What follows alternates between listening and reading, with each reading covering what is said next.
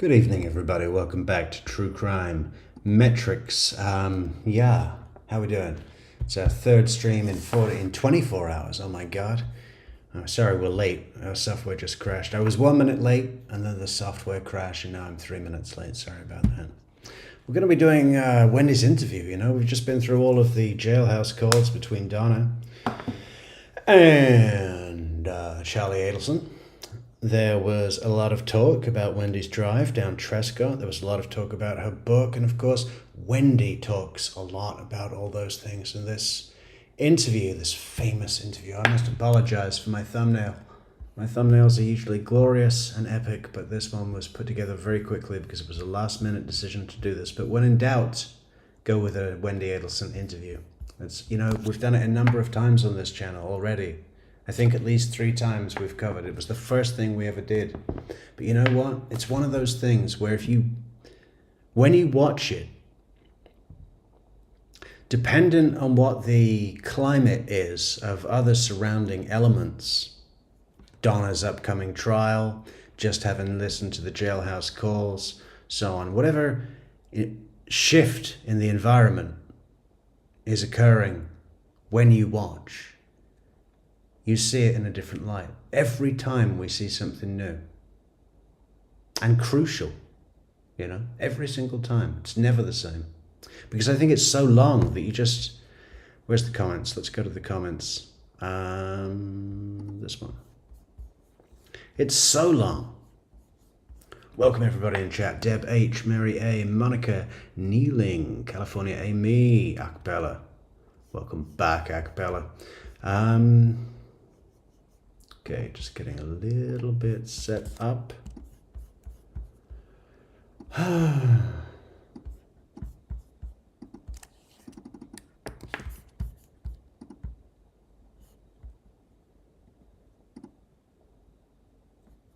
Chat.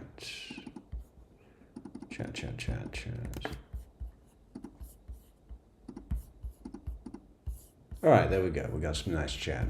Now all we need is a video.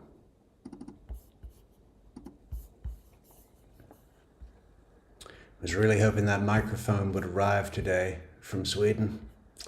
From Sweden. Did I tell everybody it's from Sweden?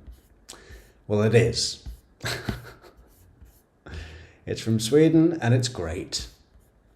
What did I do with it? It must be in downloads.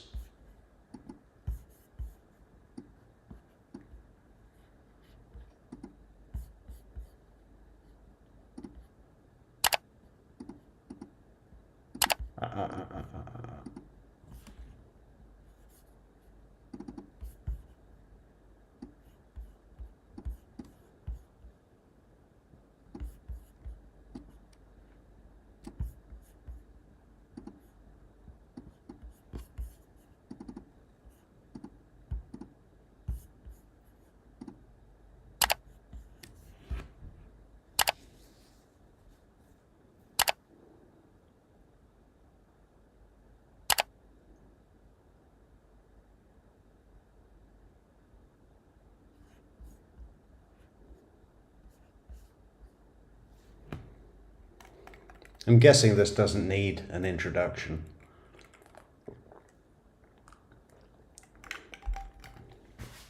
Maybe we should have done an introduction.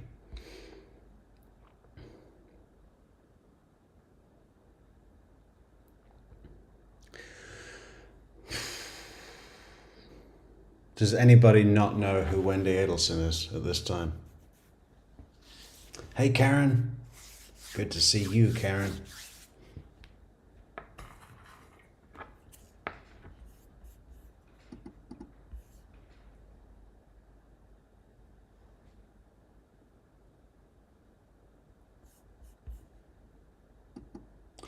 Hey Acapella, thanks for this omnidirectional. The mic seems to be omnidirectional. Okay, so it's just the mic that's in a MacBook Pro. But the other mic that we're getting has 4 settings. Omnidirectional, back and front, side to side, or just the front. So hopefully that'll be better. What do you think I should do, a cappella? Because I don't really want to put anything on the walls. I mean, I could hang up like, you know, blankets or something just to get this echoey wall. It's the tiles of the room, that doesn't help. There are no carpets in Portugal. What about a corkboard? Maybe a corkboard would do.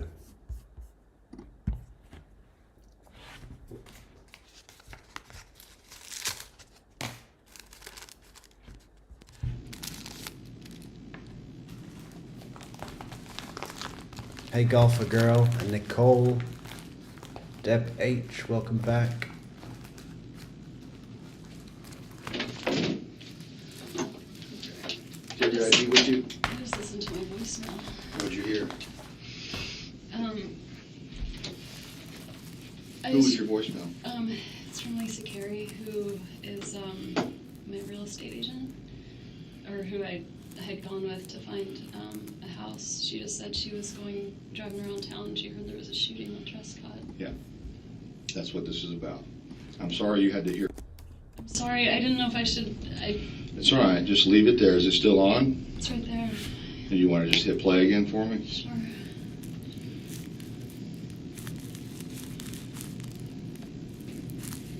Hey, it's Lisa Carey. It is Friday, and I feel like an idiot doing this, but I just heard that there was a shooting over on Trescott, and I promise I'm not trying to be dramatic or even nosy. I don't know, just checking on you, my friend. I hope all is well. I hope your sweet boys are well, and if there's anything you need, let me know. It just ran a chill down my spine when I heard that there was something going on Trescott. All right, 212-3083. I hope all is well, and I will talk to you soon. Bye. So many things that would have been completely unforeseen to Wendy.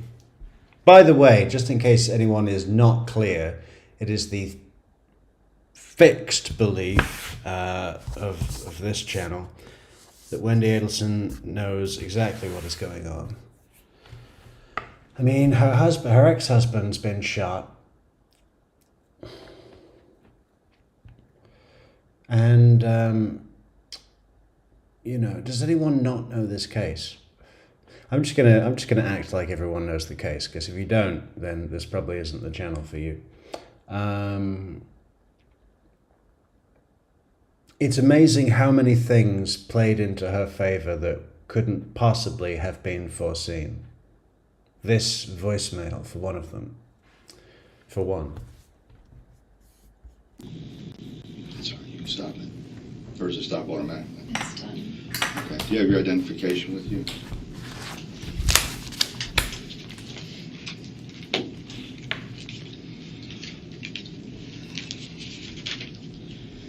So you never took the last name of Markel? No. A-D-E. Why would I do that? I'm an Adelson. Okay. Wendy with an I.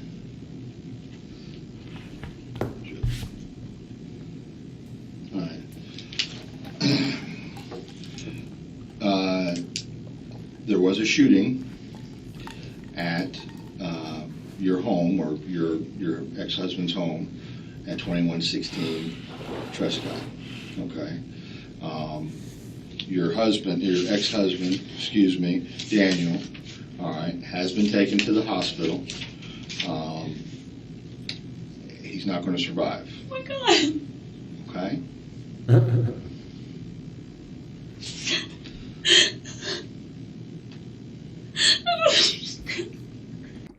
Nice covering of the face, Wendy. That's certainly convenient, isn't it? I'm sorry, Mom. I'm about to tremendous party. What happened? Well, before we get into everything, I have to establish where you were and who you were with and so forth. Okay? And What is Sonic's a cappella? Is that some software or something? And once we've established all that, I can give you more details. Okay. Do you understand why I wanted you to come here before I discuss this? Oh my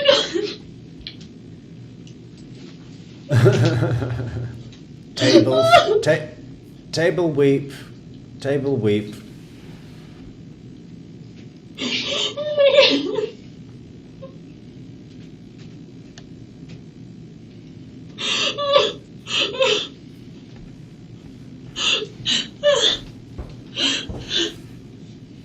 I'm sorry. It's okay. No, you have nothing to be sorry about. I just don't understand. How could this really happen?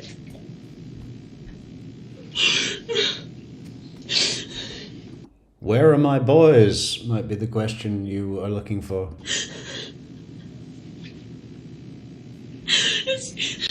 And I'm aware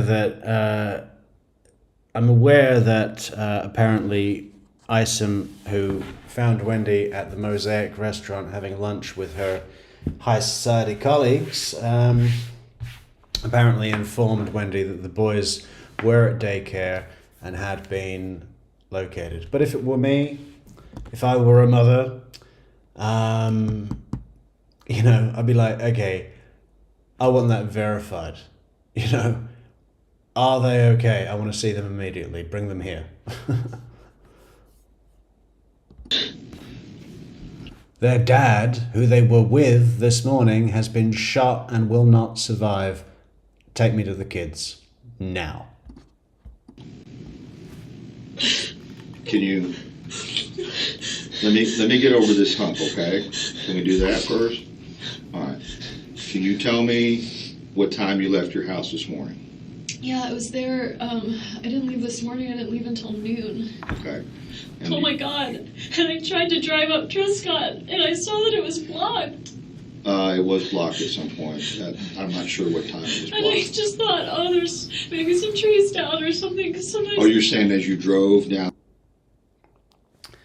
And this isn't how human beings, all right, people are going to say, oh, everyone reacts different and so on. But, this is certainly irregular. Most people you would tell news like that to wouldn't even react at first.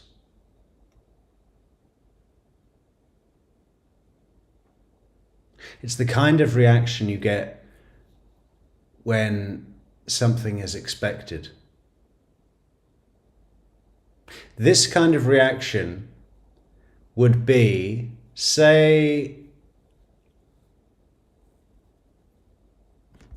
someone has been in a car accident. They've been rushed to the hospital. They've had to do emergency surgery. And you're in the room with them, and then the heart rate monitor flatlines, and the doctors come rushing in with paddles, right? Clear! And you're ushered out of the room to get out of the way and let the doctors do their thing. And then later on, as you're sitting in the fucking waiting room, a nervous wreck, because your loved one is on the edge of death, the doctor, the chief surgeon, comes out and speaks to you. I'm sorry, ma'am, he didn't make it. That's where you put this reaction.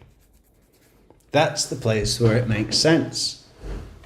What Isom's just done, the news he's given her, I would expect a reaction more like this, like a series of frantic questions. What time did this happen? Where are the boys? Are you sure they're at school? Has that been verified? Is there a police officer at the scene with them? Tell him to bring them here, please. I need to see the children. I need to know they're okay. Do we know who did this? Just frantic questions before the upset thing. It's out of place, and it doesn't make sense, even taking into account people react differently. Wendy does this, and it's a really good tell for everybody in their general life. If you see something that doesn't make sense, that doesn't look right, Try and think of the place where it would look right. You know? And then you'll see what that person, Wendy in this case, is trying to portray. Grabbing a reaction from a little place that she's imagined for her act, right? And then putting it here. On which one of the side roads? I'm going to a friend's party tonight, and it's a oh my god, what am I even talking about? I needed to buy, it's a stock the shelf engagement party. Yeah, she realized that she came out of upset way too quickly. See that? Let's go back. Okay, can we do that first? All right. Can you tell me? Hyperventilating, shaking, gripping the upper arm, leaning forward, you know, furrowed brow, the whole big shebang. And then when she goes into talking about what she was planning to do that evening, she abandons the act, then realizes she abandoned it too quickly and tries to bring it back in, right? When she says, what am I even talking about? Watch. What time you left your house this morning? Yeah, I was there, I didn't leave this morning, I didn't leave until noon. Okay. Oh my god, and I tried to drive up Trescott, and I saw that it was blocked. It was blocked at some point. I'm not sure what time it was blocked. And I just thought, oh, there's maybe some trees down or something, because sometimes... Oh, you're saying as you drove down which one of the side roads? I'm going to a friend's party tonight, and it's a oh my god, what am I even talking about? I needed to buy, it's a stock the shelf engagement party, and so I went to buy bourbon. Okay. So I went to drive from my place up Trescott to get to ABC Liquor, and it was blocked, so I just turned around. I was on the phone at the time. I wasn't paying a lot of attention. Lot of stuff in there, you know. A lot of things in there to justify her route. Way too much. She knows that will be a question later on, and she's stuffing justifications in there. I wasn't paying attention. I tried to get to ABC Liquor. It's just... So I just turned around and drove up the other way. I just thought, oh, sometimes when I lived there were electrical things that would happen. Yeah. And a further justification is why a police barrier on her husband's road didn't raise an eyebrow. You know? Way too much. You know? There's been no accusation at this point. It's not natural. You know, is that what the roadblock is? Is that what the roadblock was, you might ask? Was it because he'd been shot? I mean, what time was I there? I left my house at about noon, so I would have been there maybe 12:15, 12:20. What time did he get shot? Was that, I guess that was it, right? You know, questions, not, oh, well, I wasn't paying attention, so I didn't notice, and I thought electrical things happened, and so on and so on and so on. It's justification, when there's been nothing to defend against. But she knows that there is something to defend against, or at least there will be at some point in the future, so she's getting in as much as she can now. But it's too much. It's too much too soon, and that tells us everything we need to know. I left my house around 12:15 because I thought I'll get the bourbon and then I'll get some gas for the car and get super glue for one of the boys' toys, and I was trying to do all I can before meeting my two friends at 1. One of the boys' toys that they threw into the television, Wendy, or a different toy? You know, because the fucking TV was broken in March. We know that. We know that it was spoken about, a broken TV. It could have been broken before then, but the broken TV that was being repaired on July 18th, sorry, was spoken about in March. And your excuse of what broke it was that you think one of your boys threw something at it. Now, I know Charlie said it was a remote, but she's just said toy. Why don't you repair anything for 4+ months minimum? You had a broken TV in March, which is, it's a piece of shit TV. No one repairs a TV. It's not 1983, where you could take the back off the television and replace components. If your TV breaks, you throw it out and you get a new TV. That's what happens. Okay, who was at your house this morning? Hi, Michelle. I hope you had a great day at work. The only person that was at my house this morning was a guy from Best Buy, because my TV was broken and it's under warranty. Good for you. Yeah, I figured. Okay, a guy from Best Buy was at your house to work on your TV? I have his name and everything at the house if you Okay. want it, because the boys broke the TV, so he gave me a choice of fixing it or getting a new one. What time did he come to the house? He called me at around 8. He was probably there until around 10. Okay. Um, Okay. And then you and then after he left, I kept working on a paper, and I emailed the paper to a librarian at school to work on some of the citations. Okay. And I don't think I talked to anyone else, but I was just working for an hour or so from the house. I was going to take a shower, but I didn't. I ran out of time. I did laundry. And then I left the house around noon. To go to the liquor store and the stuff for the party? Yeah. Okay, you went down which road you said? I went down Trescott. Okay. I saw a police car there, and I just thought it was blocked, so I just turned around and drove to, I went down the rest of Centerville, went up Benton, took Benton across, went to ABC Liquors, bought the bourbon. I'm a little confused. You're up on Centerville Road. What's your purpose of driving down Trescott? It's usually the shortcut to get Oh. to Monroe. To get to Monroe? I usually take it as a cut through to get to Thomasville or Monroe. Okay, all right, so I you... don't know why I said Monroe. I was thinking Mosaic, Monroe, Thomasville.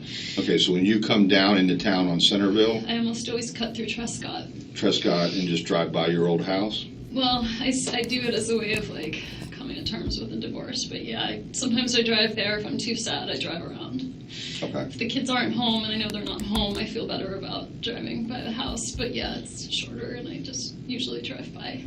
It's shorter than going all the way down to Benton. I drive down Trescott to come to terms with the divorce that I instigated, wanted, hated my husband, and, she is such a lying sack of shit. Let's have a look at the report from the TV repairman, the Best Buy guy, the Geek Squad guy.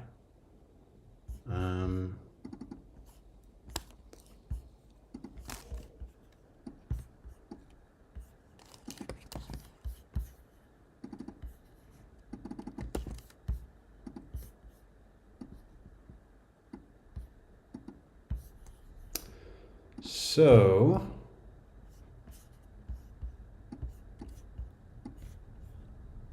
Robert Schwartz says, this is a statement taken on July 18th, same day as the murder, same day as this interview. Doesn't have a time on there for some reason. Should do, shouldn't it?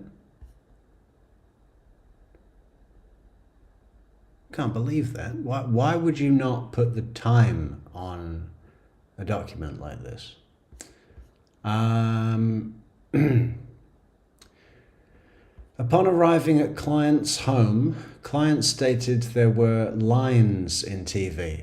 Upon inspection, informed her there was impact damage, and although she did not get distraught, you could see in her face she was upset, sad. Remember her saying her son said he didn't do it, but she wasn't there. He was being watched by her dad at the time. Went over costs of replacement. Client stated TV was a gift from brother at some point. I believe she was telling him or someone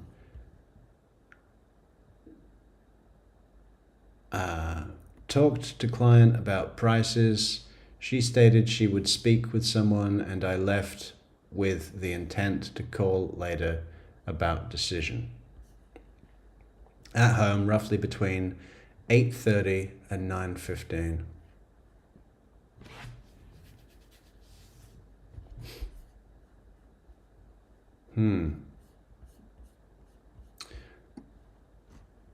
So Robert Schwartz noted that she looked upset enough to mention it in this report that he knew was about a death investigation.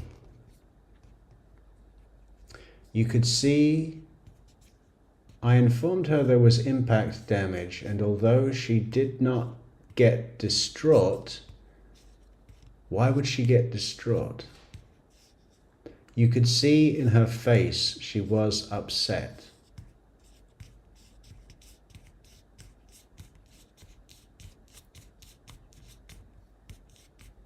Something strange about that, don't you think? I mean, this guy is just some Geek Squad guy working for Best Buy, home service, goes around for an inspection, then presumably just goes on to some other address or back to the main shop or depot or whatever. And later, the police come to him and say, were you at Wendi Adelson's house this morning? And he'll say yes. And they'll say, okay, can you give us a statement about that? And as he takes this piece of paper and writes on it, he feels the need to mention strange things like, I informed her there was impact damage, and although she did not get distraught, you could see in her face she was upset, brackets, sad. I mean, that is very strange. I wish he'd expanded on this. I wish we had a recorded police interview with Mr. Schwartz. It's a shame. Shame we don't. I just find it bizarre that he would say that he would notice it and see it relevant to this. Because you got to think that Mr. Schwartz would think that the important things to mention were just, I mean, could he have been encouraged by police? Could they have said, please note down anything you noticed about her demeanor? Something like that. Maybe that's it. But we don't know because all that we have to work with is this piece of paper. Anyway. Like all the way down Centerville and around Benton. It's just Right. a shortcut I always took. Okay, so you turned around and went back to Centerville, I take it? Yeah. Down to Benton, and went to the liquor store down there on Thomasville? Yeah. The one at Benton Road? ABC Liquors, it's at, Benton. Mm-hmm. Okay. All right, did you make a purchase there? Yeah, And that was sometime after 12? probably 12:30. Okay, all right. And I talked to a guy there because I don't really buy much alcohol, and so they wanted bourbon, and I asked the guy, we had a whole conversation about bourbon and Right. my eyes, like, Your eyes? he just said, your eyes are really blue, Right. and You have contacts? I do. Okay. But I just remembered it. Right. So I bought the bourbon and got some gas. Was she fishing for another compliment there? Did she want did she want Isom to respond like when she said, "Oh, we just had a conversation about my eyes. He said, your eyes, they're really blue." Like, and Isom would go, they are really blue. They're like beautiful sapphires made of the ocean. They may be the most beautiful, big blue eyes I've ever seen. What are you doing tonight? I got a gift card for the Red Lobster down at the interstate. Would you care to join me for a late supper? And instead he just said, "Do you have contacts?" On Thomasville and met my friends at Mosaic. Which gas station did you go to on Thomasville? The one that's, I always forget the name, but the one that's close to the cross street. It's right next to the Goodwill. Okay.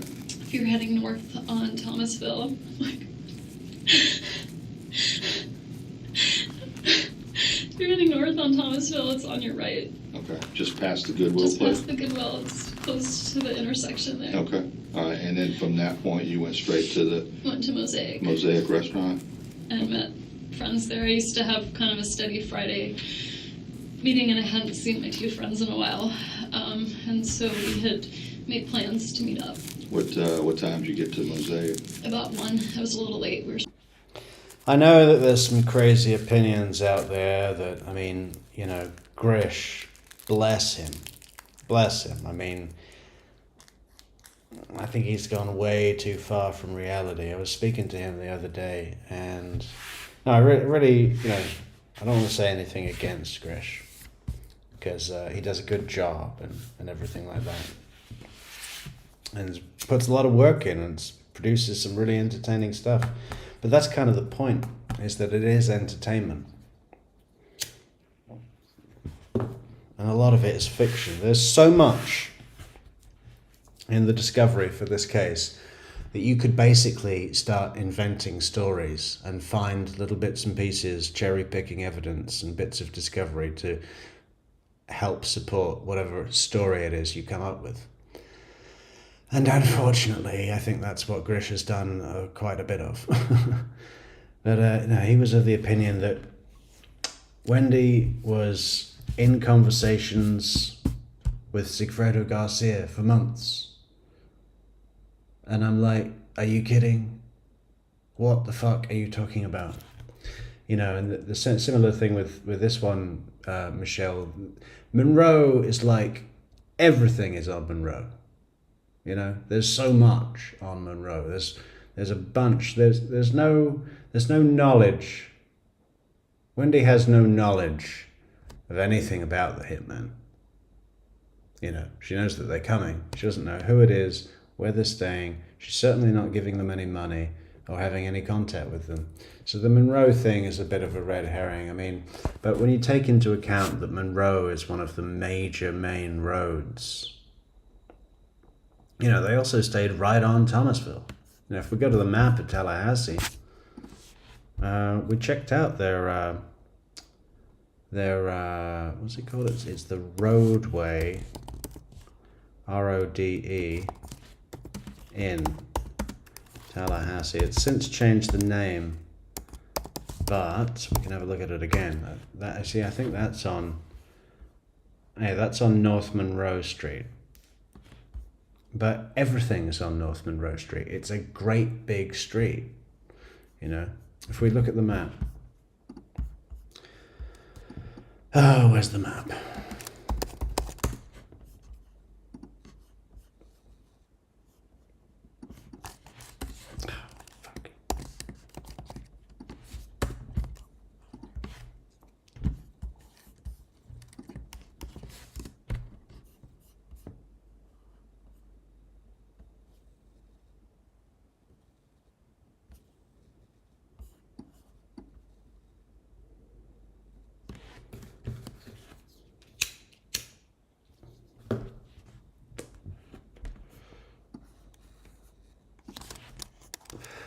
So there's two kind of main thoroughfares out of Tallahassee to the north. One is Thomasville and one is Monroe.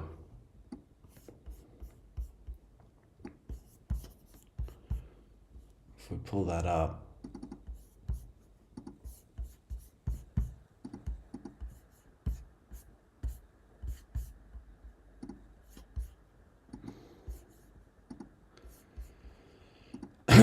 So the red dot is the roadway in where Sigfredo and Luis stayed for one night, the night before the murder.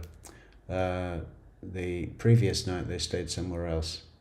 Or it might be the other way around. No, I think this is where they stayed the night before the murder.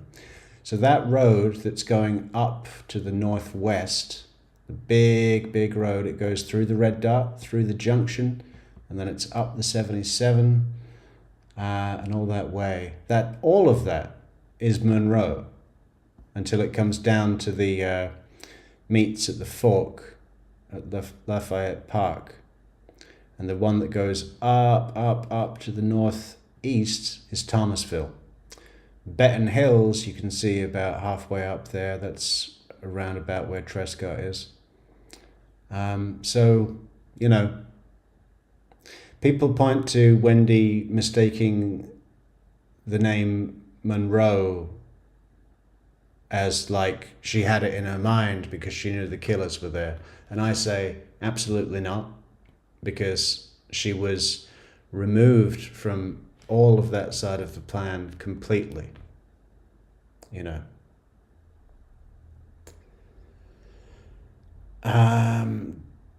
Didn't have any involvement, knowledge, or anything to do with knowing that they were staying at Monroe. I don't think anyone did. It's not like they had it booked. It's like they stopped at a place that they saw on one of the main roads. And it is a motherfucking main road. And we've been down that road in Street View. And there's thousands of businesses and other accommodations and all sorts of stuff. So it's just because it's the main road. The fact that she said it doesn't point to her knowing the killers were staying there. And I would say, in my opinion, but I really hate saying that. Of course it's my opinion, but it's also my deeply considered opinion after years and years of study. How do we press play? Just to meet at 1, and I got there a few minutes after. Okay. All right. I know it's cold in here. Okay. I think that's not why. Okay. I know it's part of it, but do you know anybody that would have a beef against your ex-husband?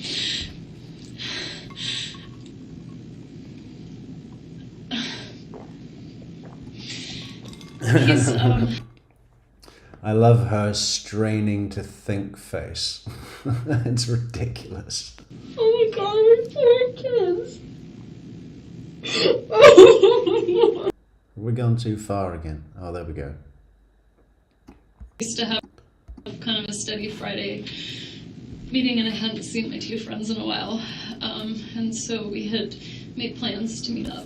What time did you get to Mosaic? About 1. I was a little late. We were supposed to meet at 1, and I got there a few minutes after. Okay. All right. I know it's cold in here. Okay. I think that's not why. Okay. I know it's part of it, but do you know anybody? Yeah, I think the adrenaline might have something to do with it also, Wendy. That would have a beef against your ex-husband?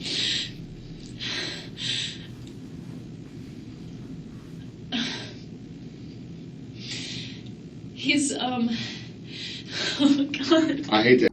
I mean, you got to think that she probably feels pretty secure.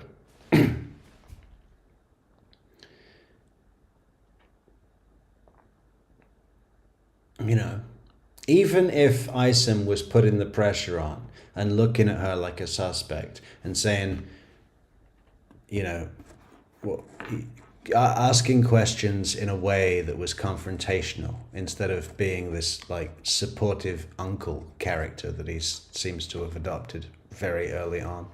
He's probably got a daughter around her age. She's 35 here. He's what? Late 50s? I think he's maybe 59. something like that. Could even be 60. So he would be at a common age to have a daughter exactly the same age as Wendy. And I think that may have played into his adoption of this uncle, father figure, support, older male, Southern gentleman, all the rest of it, because he got sucker punched. But you got to figure, if he had started putting pressure on, what have they really got to go on? How could they arrest her at this point? In some ways, she did come up with, I don't know if it's the perfect plan, I hope not, but it's it's a damn sight more well crafted than some other knuckleheads that we see, right? Ask it now, but I have to do it now. You understand, right? I understand.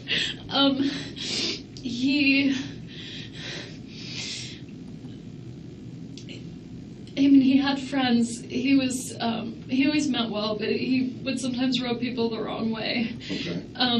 But not anyone who would do something like this. Anybody that he owes money to? No, he owes money to me. He owes money to you? But Okay. not me. Okay. Yeah. Be sure to get that. Be sure to volunteer that information, Wendy. He owes money to me. All right. Oh my God, we're poor kids. Oh, I'm sad.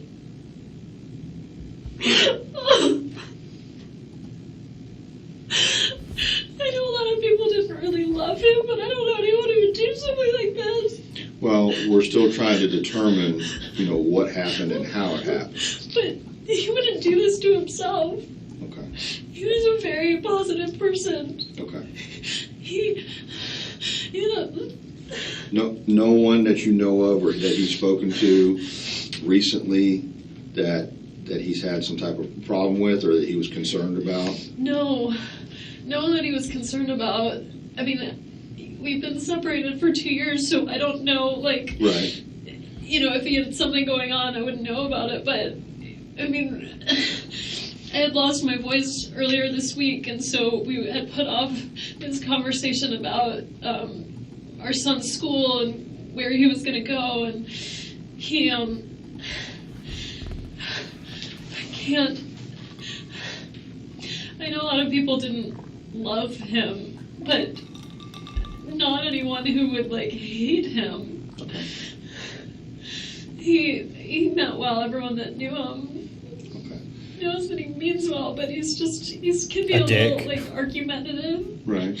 But not, Everybody who knew him knew that he meant well, but they all thought he was a dick. There's no other way to interpret that. he didn't owe anyone money. He didn't do anything except work and take care of his kids. He wasn't involved in anything bad. Okay. I can't believe this is happening. I know. And he was a professor at the law school, is that correct? Yeah. Okay.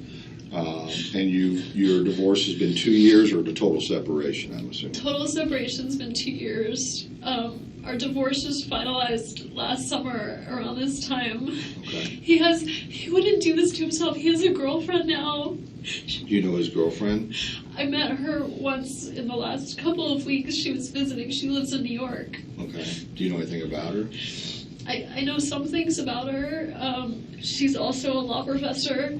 I know she's recently divorced and she has a son. I don't know if her divorce is final, but I think recently divorced. Where's she a law professor At NYU. Okay. And they seemed very happy, and I mean, I think that was a really good thing in his life. He seemed really happy about it. She came down here, she met the boys, and I met her, and she told me how great she left the boys, you know, like it seemed fine. Did she ever stay at the house with him? Just that one time. When was that? I remember because I just got back from being with my family in South Florida.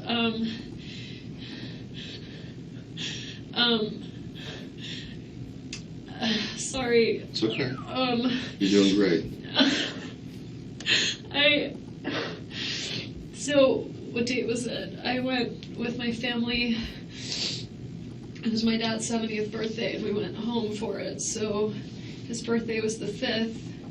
I left Monday the 30th, so she must have come into town Saturday, the evening of the 28th. What month? June? This past June. Just now. So June 28th, and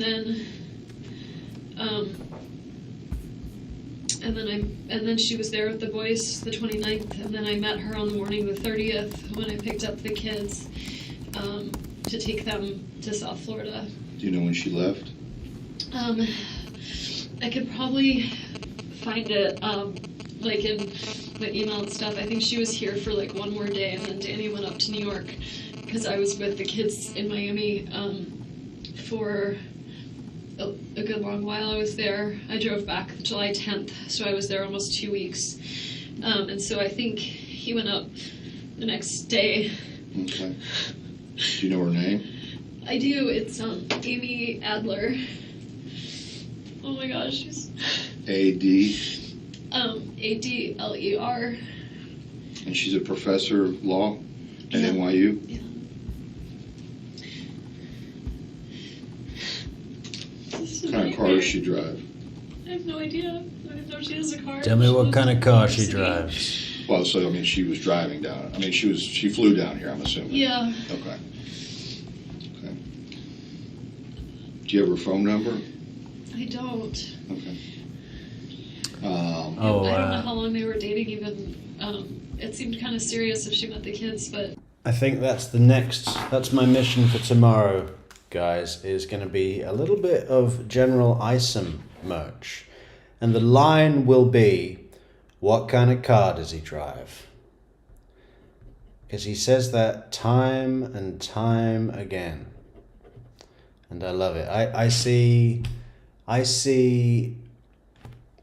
like a nice front view, 3 cars, Prius in the middle, and then on the left we'll have a Nissan Sentra, and on the right we'll have a Ferrari F340, Charlie's car. That's enough cars, isn't it? I don't really know. With like ISOM towering above them. Towering above the cars, 3 cars, a Prius, a Sentra, and a Ferrari F340. And then underneath it will read, what kind of car does he drive? I love it. That's going to be a hit. Be sure to check it out in the merch store. Links in the description. He's been going up to New York for like conferences and stuff since Lincoln was about a few months old. So he's been going up there 3.5 years. So my guess was that they might have known each other for a long time, but have been dating. I don't know how long. Well, let me ask you something. Does his relationship with her have anything to do with your all's divorce? No. No, it had nothing to do with No. an extramarital affair or anything? No, but the only thing I'm thinking is Amy. I don't know what Amy's full divorce situation is like. So if you're gonna think of someone who's not thrilled with Danny, I don't know how happy her husband or ex-husband is with the situation. Do you know anything? Unbelievable. Just think about that. Never met the guy. Met Amy once. Doesn't know anything about them or her divorce. And she's like, well, if you're going to look for someone who's might not be too happy with Danny, I don't know what the... Again, right? Adelsons do this all the time. We see it all the time. They take what they're doing and they apply it to someone else. Right? Projection. But, really major projection. She's basically throwing an innocent man that she has no knowledge of whatsoever. About him. I don't know anything about him. So you know Amy Adler, she's a professor at NYU. She was down here from the end of June through the first part of July. I think just a few days. Right. Yeah. As visiting, but he'd been seeing her when he goes to New York on these conference trips. Well, he's in New York in the summertime. We have a week on, week off schedule with the boys. So whenever I have them for a week, he goes up to New York for a week. So he's been spending a lot of time up there. Did he relate to you that he'd been seeing her up in New York, or that's where they met, or anything of that nature? He didn't tell me about it, but I feel like he was pretty vocal with the girlfriends and people probably since December about her being his girlfriend. So, Okay. Who would be his best friend? when we were still together, he had two best friends. Neither of them are in Tallahassee. Okay. Oh my God, I'm completely blanking on their last names right now. That's There's okay. Matt Price, that was his best man at our wedding. And Josh Berman, who, Matt is in DC and Josh is in New York. Actually, he has a friend, I don't know if they're so close, but he and the boys sleep over at their house a lot. They're in Cairo, Georgia. Okay. That's probably his closest friend here. Do you know his name? His name's Alex Greenberg. He's a veterinarian in town, and they've got kids around the same age as our kids. He's a vet here in town? Mm-hmm. And I think Do you know they're where his close. office is? I don't. Maybe in Cairo. Oh, he doesn't have office in I Tallahassee. don't think so. He's a vet in Cairo. Their house is in Cairo. His Right. wife is a dentist. I don't know if her practice is in town or in Cairo either. His wife is Maya, M-Y-A. Okay. You're being very helpful, okay, and I know it's hard. I'm trying. I just You're doing can't fine. believe what's happening. You're doing fine. I know it's all of a shock. I know it's coming to you all at once. Okay? I don't know who would do this. Okay, well, it appears from what we've seen so far that someone intentionally hurt Danny. Okay, intentionally. Okay, I don't Do you think. know who it is? No, and I don't. Yeah, targeted attack. You know. And who is the one person she's not mentioning? She's talking about Amy Adler's ex-husband, which is ridiculous. I don't think she would even have knowledge or opinion about who wanted the divorce in that relationship. She's not involved. She's going to be mentioning Charlie in a moment, right? Page 25 of a 5-hour interview. That's coming up momentarily. She's not mentioning Jeffrey Lacasse. Because why? Because Wendy doesn't want to volunteer that information. She wants that information to come haphazard from someone else. I just think it's amazing that Wendy was able to get Jane in the interview. And you got to imagine that it wouldn't matter if Jane wasn't able to come into the interview, because at some point she would have been interviewed by police, and she probably would have mentioned Jeff at that point.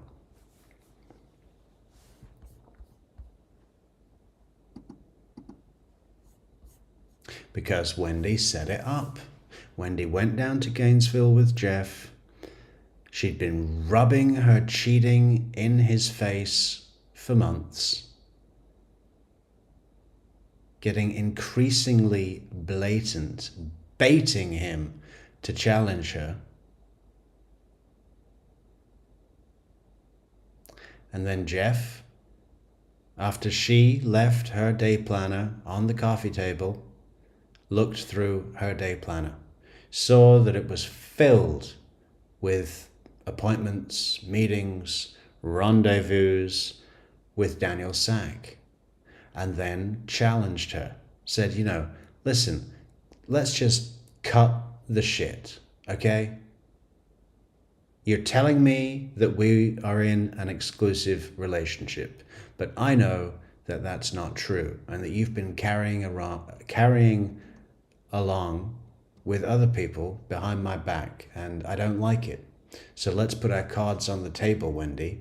And Jeff says it was, you know, he categorizes as I lost my shit at her. You know, he didn't smash up the hotel room and throw the coffee table at the wall or anything. He spoke to her sternly because he'd been fucking having his mind and emotions all blended up, mashed up in a blender. And then Wendy came back to Tallahassee, confided in her confidant, Jane McPherson, and you better believe that she amped up whatever this conversation was with Jeff. Probably using the word lunatic. He turned into a lunatic. He started going through my day planner and demanding to know everything about Daniel Sack. He's a monster. He's a monster. You know, I just feel so lucky to have a friend like you, Jane, to talk to. You can help me through this, Jane. And Jane laps that up, right? But the real important thing is just before this all happened, that Wendy has planted the seed in Jane's head that Jeff is a loose cannon and in emotional turmoil. And if you put a loose cannon in emotional turmoil, it's going to blow.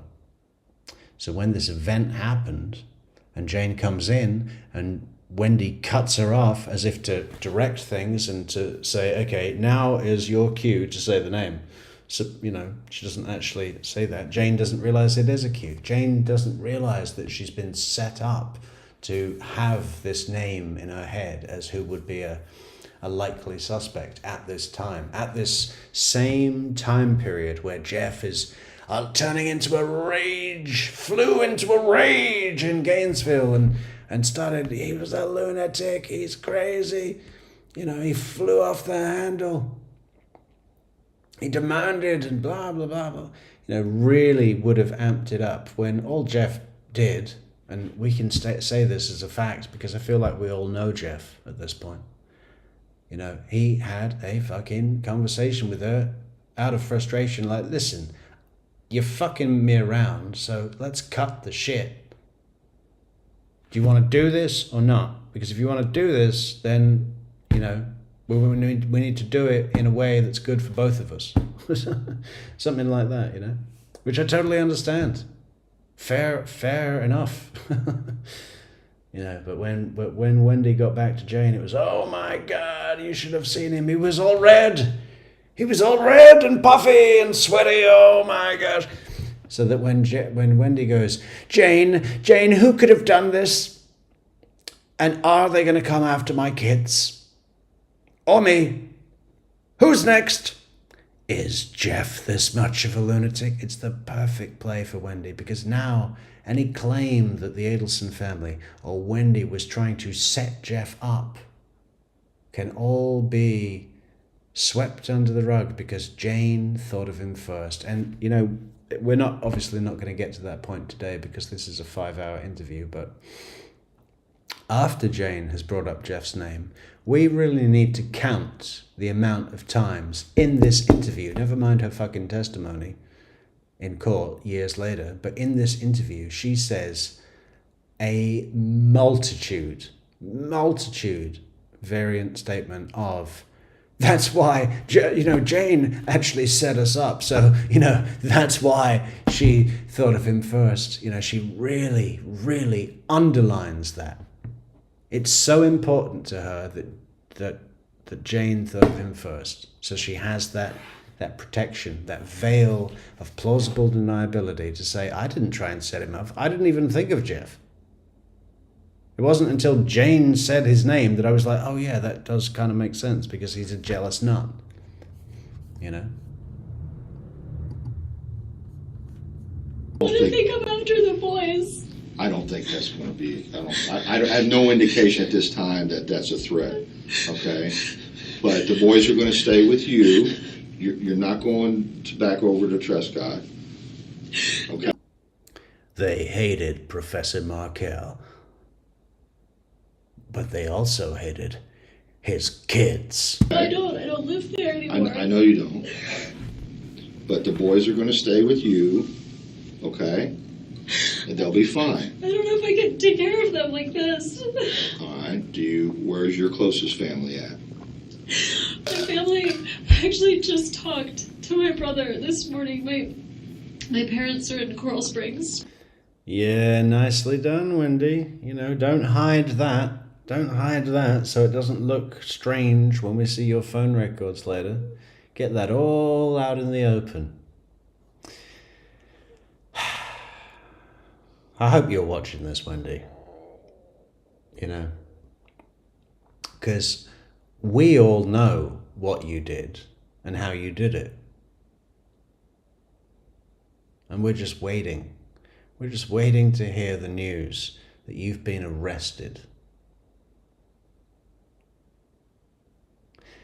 And, you know, I genuinely think that people are going to throw parties when you are. People are going to celebrate. People are going to get together and raise a glass to your facing justice for this heinous act. Okay. And my brother, I have two brothers, but I'm very close to one of them who is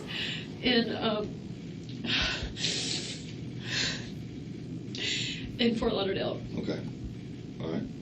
So that's where you're from originally, I take it? Yeah. Okay. All right. His family's in Canada. Did they know? Did you tell them? No, they haven't been notified. Another thing she's in this interview to do is to get as much information as she can about where they're at, who's been informed. Can we get a status on Markel? Has he been confirmed dead? Did the Markels know? Have they been informed? Did you tell them? You know, data gathering. There's a lot of data gathering because Wendy knows as soon as she gets out of this room. Isom's just said to her, for fuck's sake, the boys are going to stay with you tonight. I mean, talk about a way to remove all pressure. And we're pausing all the time, but they're not even 20 minutes into this interview. And any notion that she is a suspect or under investigation left the building about 12 minutes ago. So she was a potential person of interest for about 5 minutes. Great. Good job, Tallahassee. Oh my God. His parents are going to be devastated.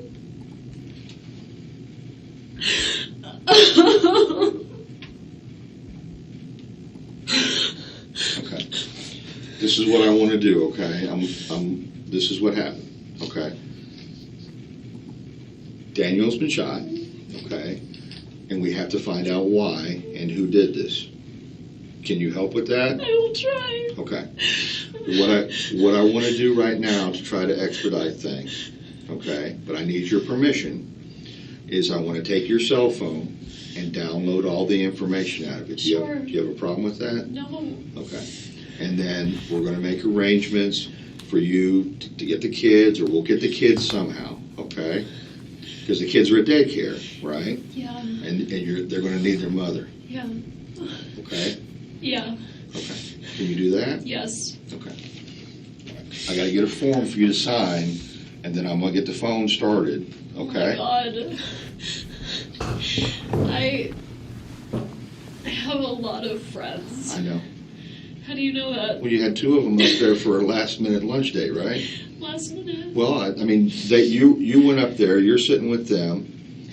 You have friends. I do. What I meant by it is that Danny didn't treat me very well.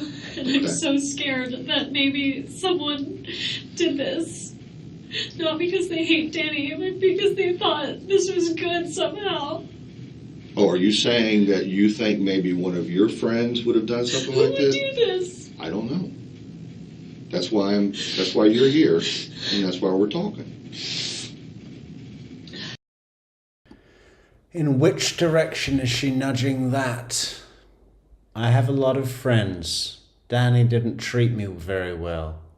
And I'm so worried that someone did this not because they hate Danny, but because they thought this was good somehow. In which direction is that going? Certainly not, I mean, the only people that come to my mind would be Jeff, Charlie. I don't think Daniel Sack. It's basically Jeff or Charlie that she's nudging at without committing that far, right?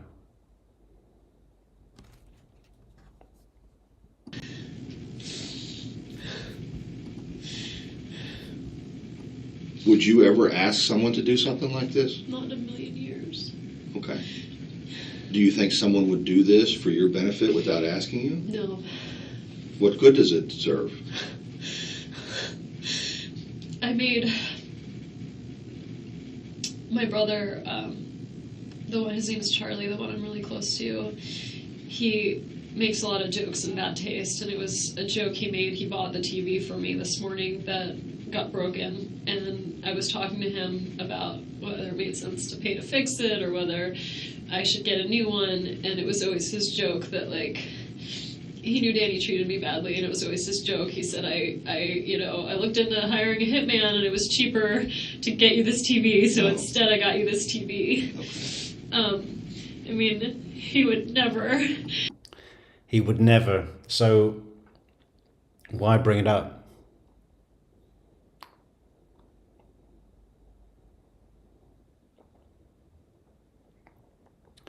You see, Wendy was fully prepared to lose her brother and mother over this for two reasons. One, because that is the best way to insulate herself. The line is, Wendy took the position of, the best way to protect myself is to not protect them. And even better, if I push them into the spotlight here. Because why would I do that to my co-conspirator? It's very, very dark, double bluff sort of thing.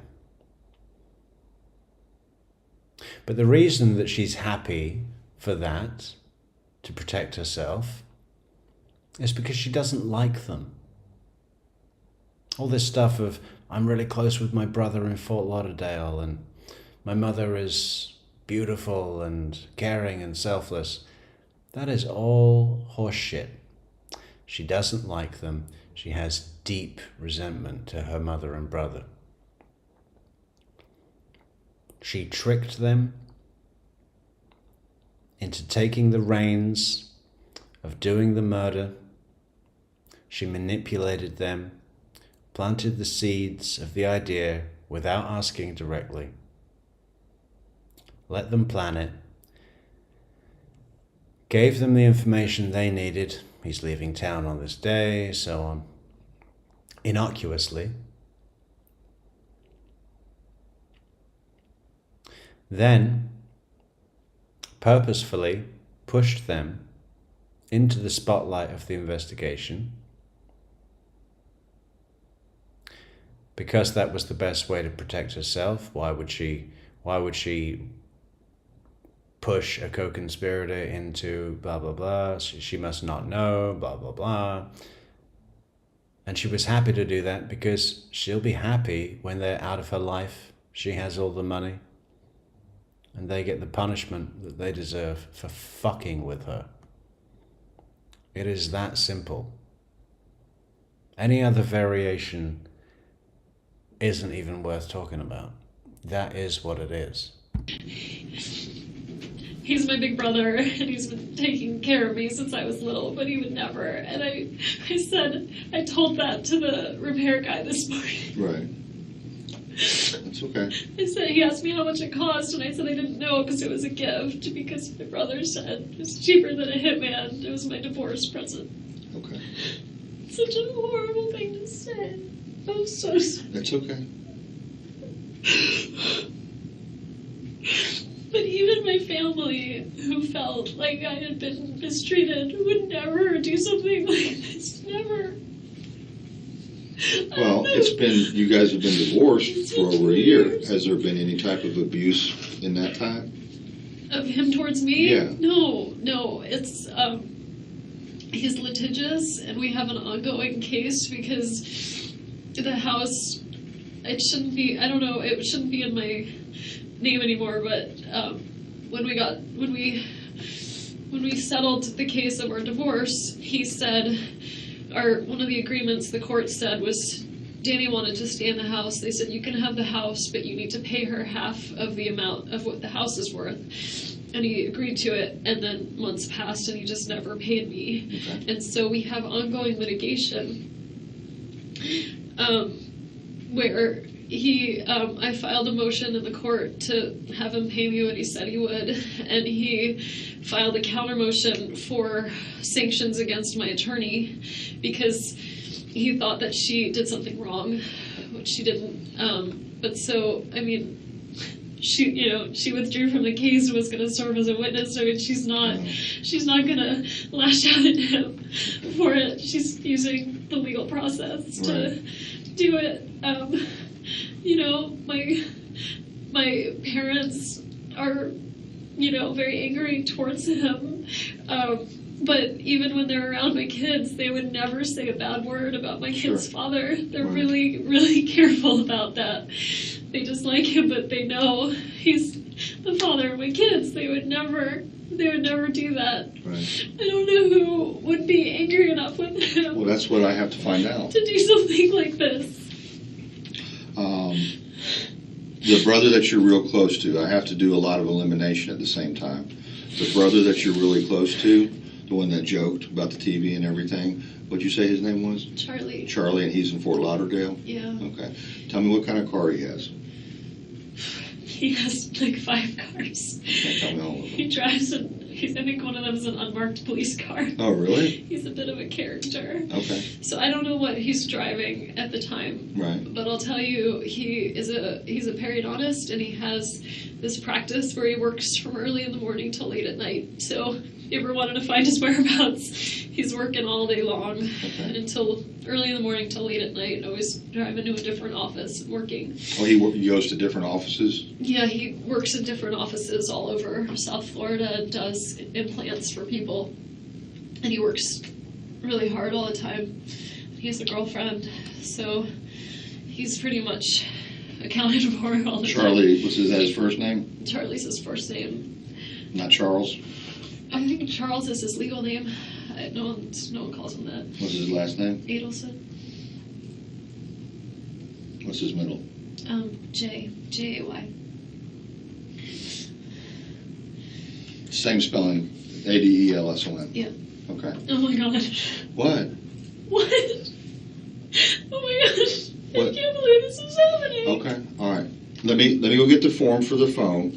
Do I need to be read my Miranda rights or something if you're gonna look at my phone? I can read you Miranda if you want to hear that. I don't know. I'm just trying to make sure I'm being I have no protected. reason. I have no reason at this point to suspect you in this incident. Okay. I couldn't tell from the way you were talking to me in the car if I was a suspect. Well, no. The reason was I didn't want to get into everything until we got up here. Is he still in the hospital? He's at the hospital. Yes. Yes. And he's alone. Yes. And nobody knows he's there. Well, you know now, and while I'm going to get this phone taken care of, I'm going to have a victim advocate come in here, and hopefully you can supply her with his parents. Oh my God. I'm assuming his parents would be his next of kin. He's a sister he's really close with. Where is she? They're all in Canada. He's Canadian. Okay. All right. They live in Canada. They all live in Canada. Okay. His family's all in Canada. Okay. They're gonna think I did it. No, now, just don't jump to conclusions on that. Oh my god, I can't believe this is happening. All right, let me go get the form for the phone, okay?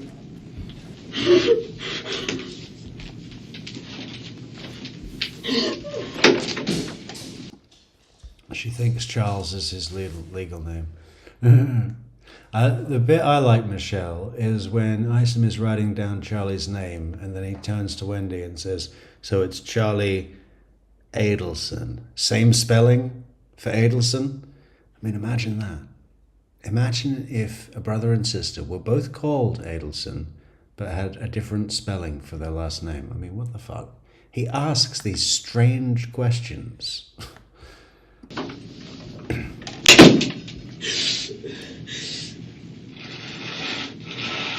Oh my god.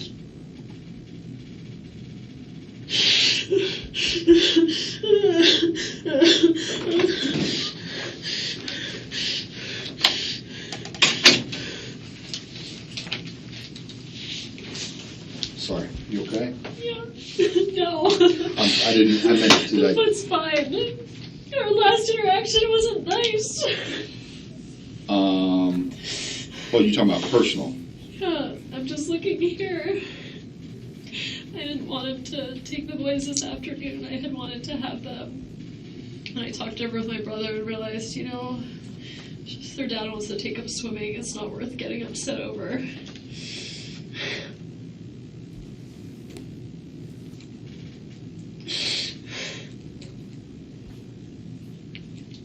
He sent me that message at 9:15 this morning.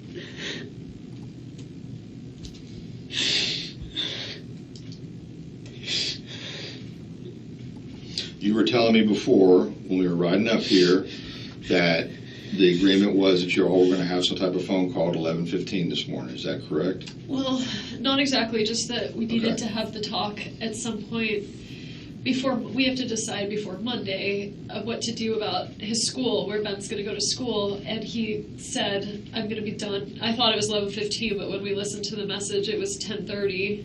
Okay. When he said, I'm going to be out of, he went to like a workout class at the gym. He At said, Premier. At Premier. Mhm. He said, I'm going to be out of it by such and such a time. You can call me then. And I called, but I think we could see what time I called him. I thought it was more of like, let's see, recent calls. I called him. Well, that's him calling in at 9:02. I called him at 11:42 and got his answering machine. He called you at 9:02? He called me at 9:02. Mm-hmm. The repair guy was there, and honestly, I leave my ringer off a lot of the time, so I didn't even hear the call come in. He left me a message. I called him at 11:42 and left him a message, just saying, okay, I want to talk about school for Ben, and I assume I'll see you at 4:30 today. When I figured he's going to take the kids swimming, Right. and he'll drop them at the house at 4:30. Okay. So in other words, the whole meeting at 10:30 or 11:15 Just didn't didn't happen. happen. Right. Okay. All right.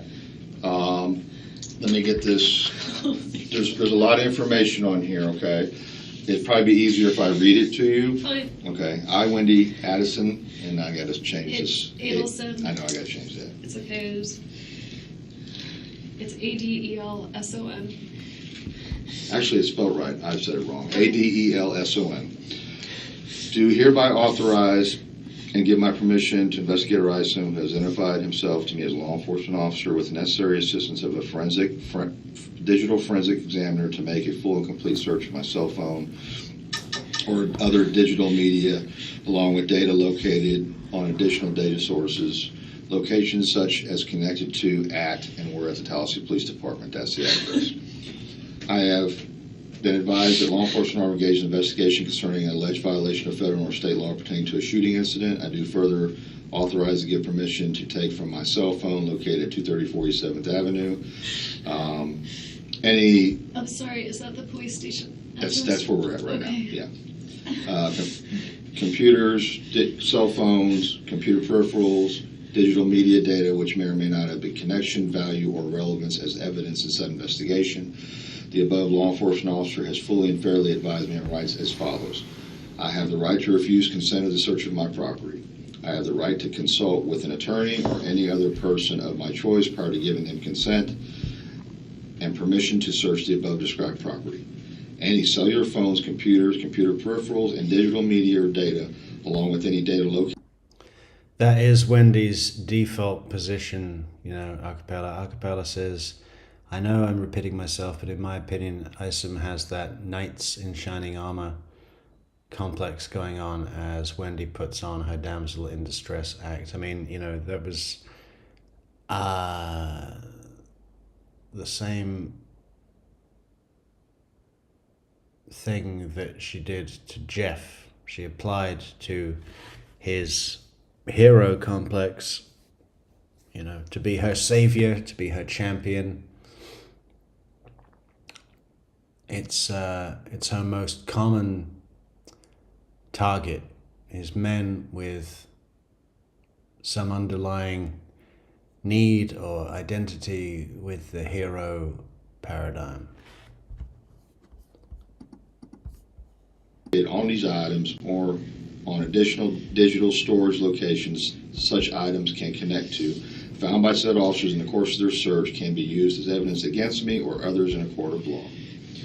I fully understand and appreciate these rights and wish it be specifically understood that I'm hereby giving consent permission to conduct the search of the cellular phones, computers, computer peripherals, and digital media data, along with any data located on any additional digital storage locations such items can connect to. Solely. California Amy says, Jeff said he would mop the floors at Wendy's house. Yeah, I've heard that. In a little pink, frilly housework apron, you know. A tabard. Little rubber gloves. Just running around with a toilet brush, making sure all the toilets are sparkling. Because of my desire to freely and voluntarily cooperate and assist in this investigation. I have not been promised anything or been threatened or coerced in any way, nor has any inducement of any kind been held out to me in return for this consent and permission to search.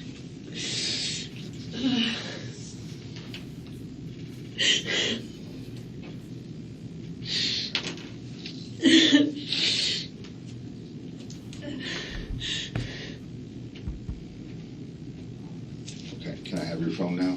Yeah.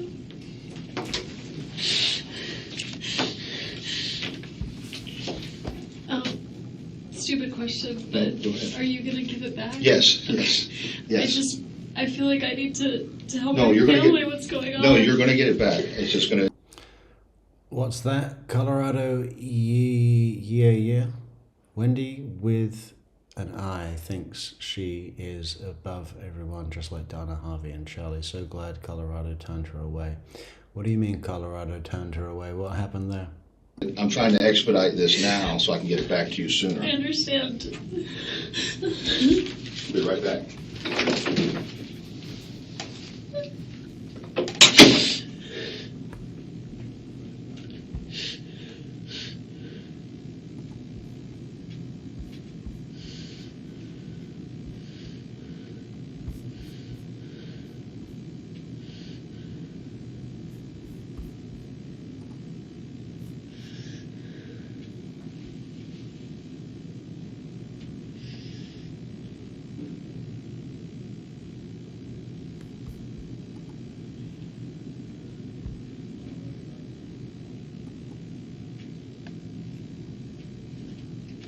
Oh, cool. Okay, Wendy. Let me get your. That's the friend I was with calling. Do you want to just decline it? I guess I should talk to anyone right now. Yeah.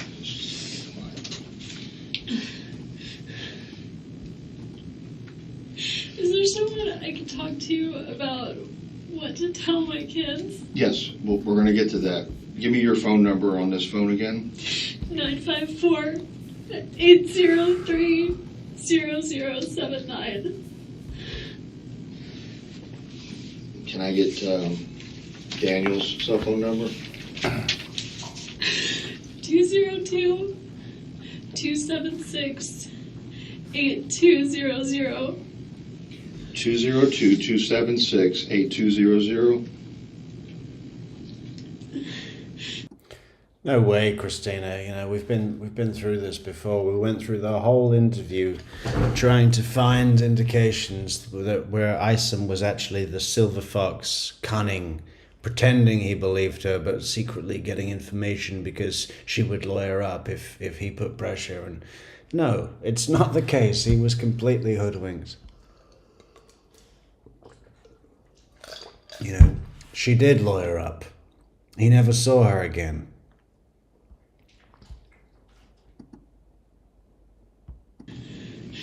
Okay. Do you know his past? The only one that started to catch the weird behavior from Wendy was young Sarah Latour. Unfortunately, she's you know, because she's an incredibly junior role. She'd been there for 2 years, straight out of her degree, first job, 2 years on the job. I mean, that is fresh. Imagine yourself 2 years into your first job and look back at you now. Look back at what you were. Nothing. You know, no, that is real fresh. And, you know, Isom is just about to retire. He's at the complete opposite end of seniority in the department, right?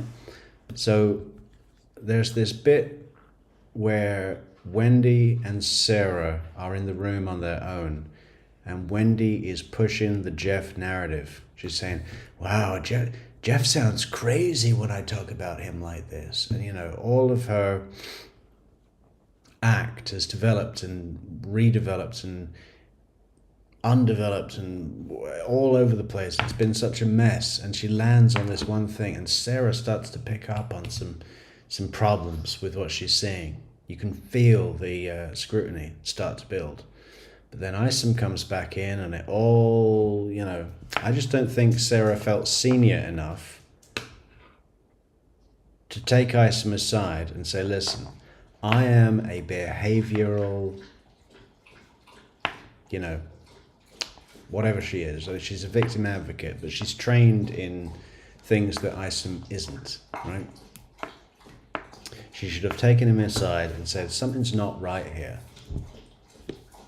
Something's not right here. We need to change up the energy. She's steamrolling us. But I'm telling you, Isom bought in to this thing where, you know, he's probably got a daughter her age. He wants to be supportive. He's buying all the tears. There's zero scrutiny.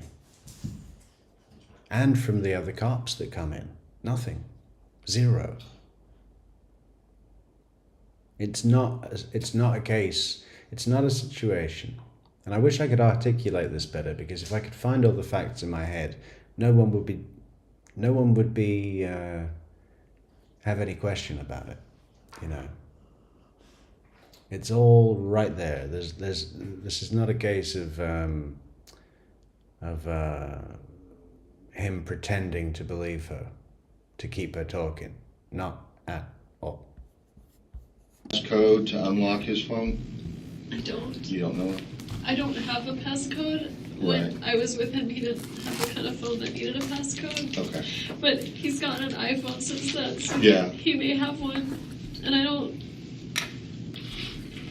can't remember, like, actually, I remember his passcode to something, but it was like a word in Hebrew with the word one, so it's a word and not numbers.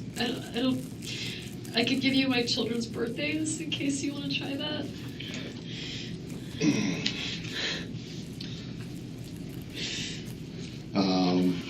I really have no idea what it would be. Okay, let's go ahead with the children's birthdays. So Ben is 7/29, so it could be like 0729. What year? 2009. Lincoln is 10/13/2010. They're 14 months apart. 10/13 of 10? Yeah.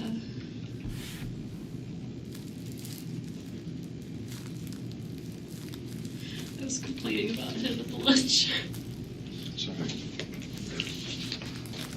Yeah, and every lunch, every dinner. Go ahead.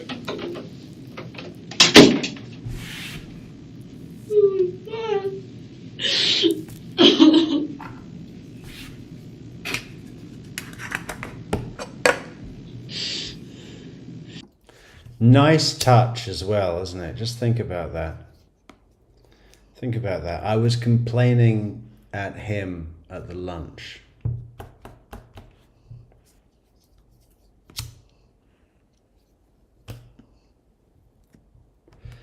If you know, because you've helped plan the murder and know that it's going to happen, and you know that by the time you finish your lunch, he will be dead and out of your life, and any court sanction keeping you in Tallahassee will be null and void, and you are on your merry way to relocate with your 2 children, and there's no more Markel to deal with.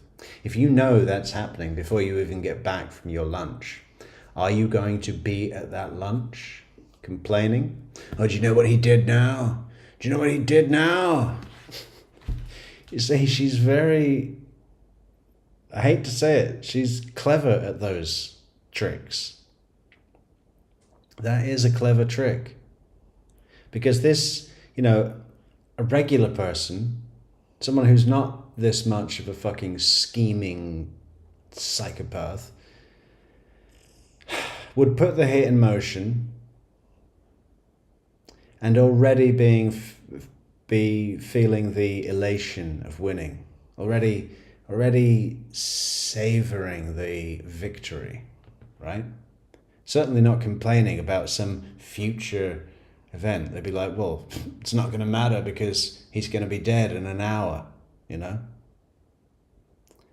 Someone who didn't know about the murder would be complaining at the lunch.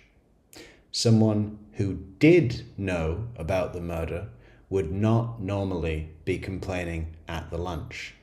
So Wendy made sure to complain about Dan at the lunch. And that's clever. You gotta give it to her sometimes. That shows an extraordinary degree of thinking through chains of events. It's quite something.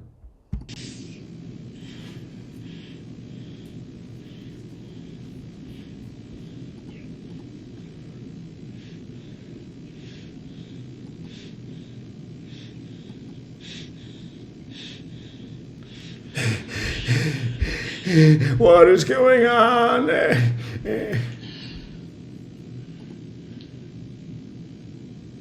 is going on? Oh, big message. Christina says, she says something negative about Dan and then adds something that softens it. But if Dan were the person she claims he is, she would not need to soften anything. She would say exactly how he is. I forget what the context was.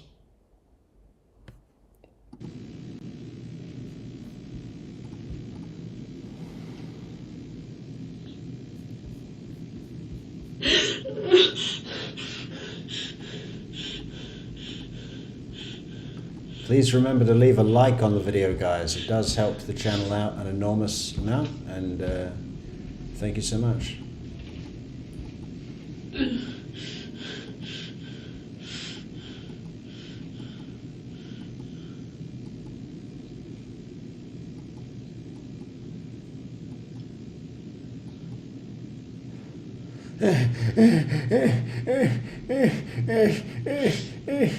Fucking baby. 35 years old.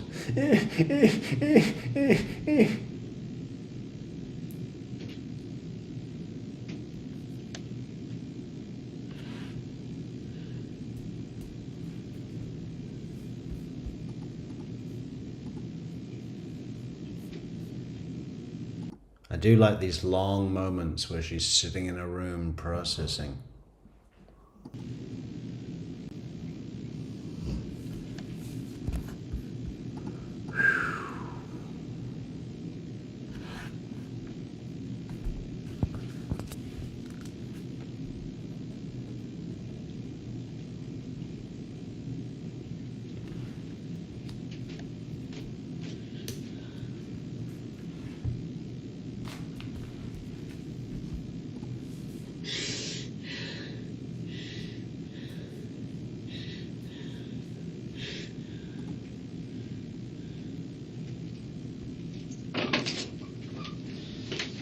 Okay, they're gonna take your phone, they're gonna hook it up to a machine, download the information. It doesn't take a whole lot unless you got a lot of stuff on there. I don't know what's on there. I have to use the bathroom. Not much, you know. Did I tell you that I delete all my messages as they come in by routine? I use my messages as a to-do list. Fucking moron. Nobody. That's ridiculous. That is ridiculous. That is as ridiculous as stapling cash, except he actually did staple cash. Okay, no problem. Is there? Yep. Is it close by? Yeah, it's real close by. Okay, you can leave your stuff there. It's not going anywhere, and I'll ask you to right around the corner. Okay. Okay. Do you want some water after that? Okay.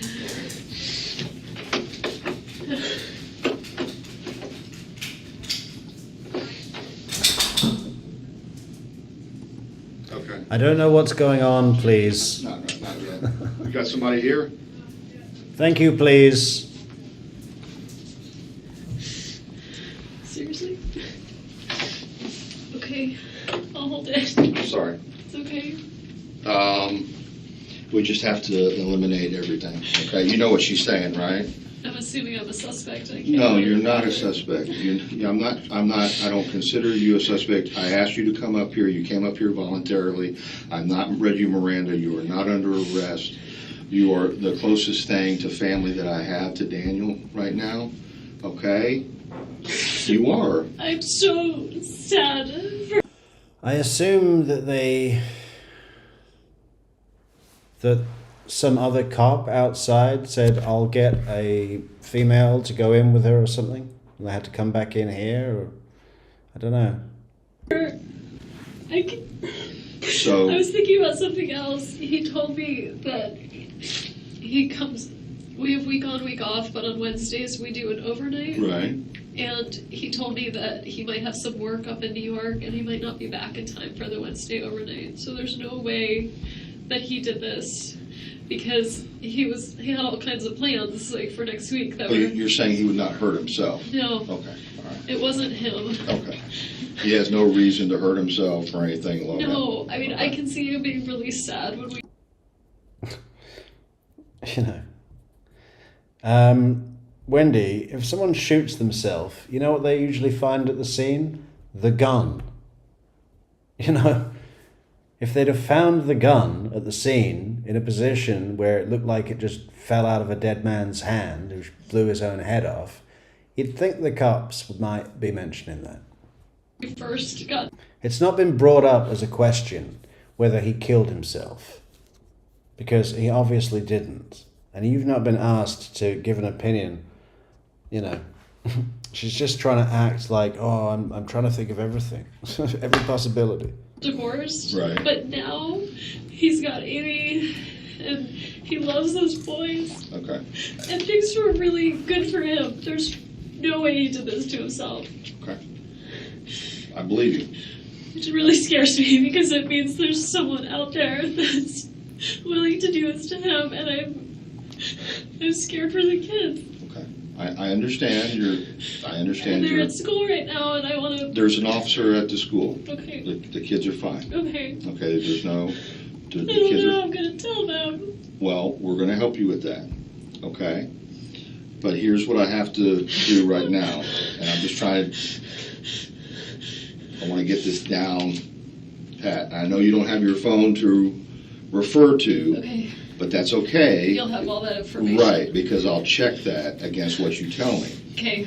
Your last phone Okay, your last personal contact, in other words, in person with Daniel, was when? He goes by Danny. Danny, okay. No one calls him Daniel. Yes, I don't know him, so I'm sorry. I'm just telling you Danny. so that it just feels really impersonal. My last face-to-face contact with him, wow.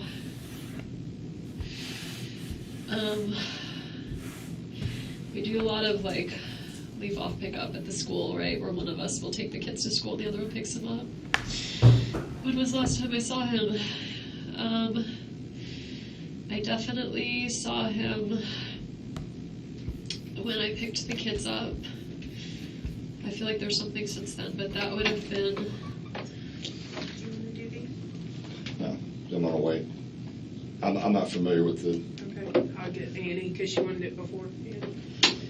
And that was that morning I drove down, so that was June 30th, Okay. whatever that Monday morning was that we drove down to Miami. I saw him, I met Amy.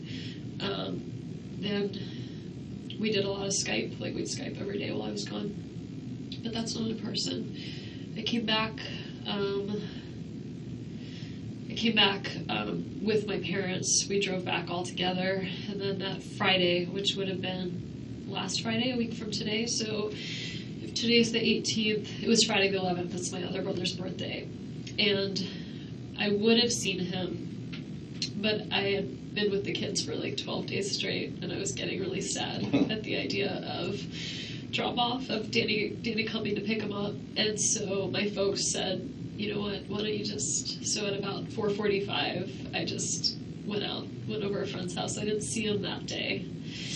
And then he had the kids, and I got some sort of laryngitis, and I was alone all weekend, so that was Saturday, Sunday. And then this week, I missed the kids, so I visited them at school on Monday and Tuesday. They were staying with Danny? They were with Danny that whole time, but Danny and I had started on days when we really missed the kids. We'd go have like lunch with them or breakfast with them. So I went and had lunch with them or read them a story. I saw them Monday, I saw them Tuesday. Wednesday was my overnight, and so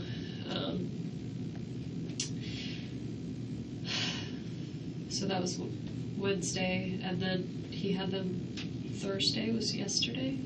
Yeah. So that was the last time I had face-to-face contact with him. Was? June 30th. June 30th, okay. And then yesterday, y'all were conversing on text about this phone call, or about this discussion for Ben. On email, I think, Okay. about, we'd both spoken with an administrator at the school, and so yesterday morning I emailed him and said, I'd really love for him to go to this school. I think we should accept it.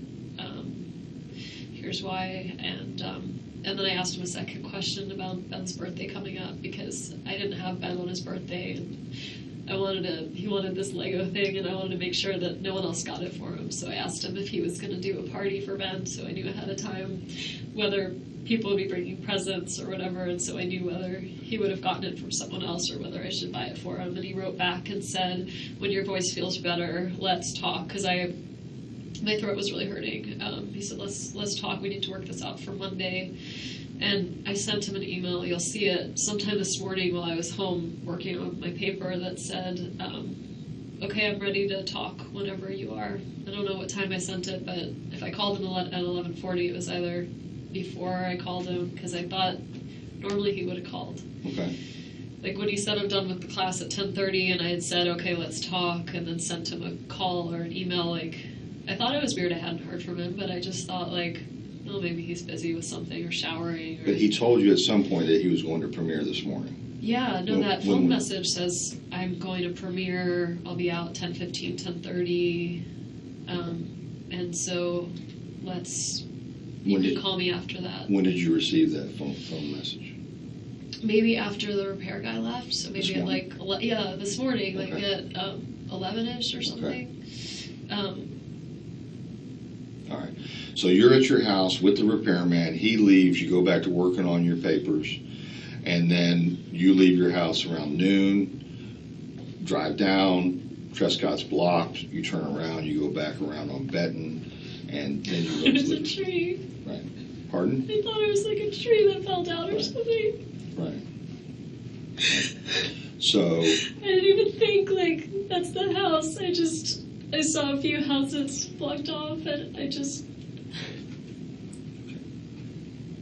I'm sorry, I'm wasting time. no, you're not wasting my time. I think I asked you before, you don't have a number for Amy. You do not have a contact number for her?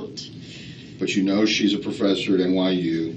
Yeah. You know that her and Danny have been seeing each other, and that she stayed here from the end of June to the 1st of July.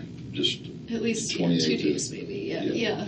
And she met the children. Yeah, she met a few friends in town, too. And you don't know anything about her ex. No. I know she was married. Right. And she has children. She has a son. In New York. In New York. Okay. She's a son. I think he's 14. Okay. Do you know how old Amy is? She's 50. She's 50? Yeah. She doesn't. She's 50. She's 50? Yeah. Can you imagine Charlie Adelson here? 50? But a 35-year-old isn't as good as a 22-year-old. And if you're with a 43-year-old, you might as well be with a 30-year-old or a 29-year-old.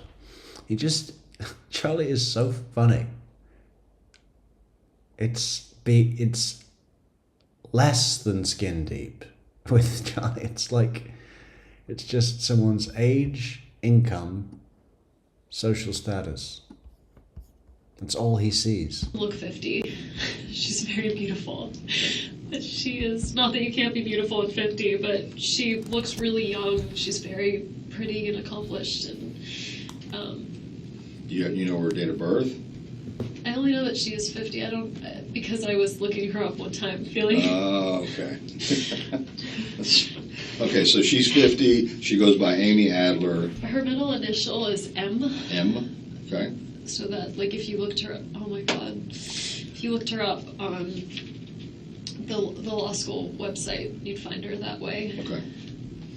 Her brother's he's like a famous fashion designer, so I think they spend a lot of weekends, like, in the Hamptons, and she lives in the city and lives, like, good life. Okay. Yeah, Hamptons, nice loft apartment in the city, good life, designer brother, tenured professorship at NYU. Little above you, wouldn't you say, Wendy? Outclassed. Your ex-husband that you left in the mud got with someone who completely outclassed you. And now he doesn't miss you. Now he doesn't wish he was with you because he's found someone better than you. How do you think she took that? She'd be much happier with Dan, depressed, hopeless, helpless, alcoholic, pill-popping Dan, whose only pleasure in life is putting a noose round his neck when he jerks off, that he has to do in his own wardrobe.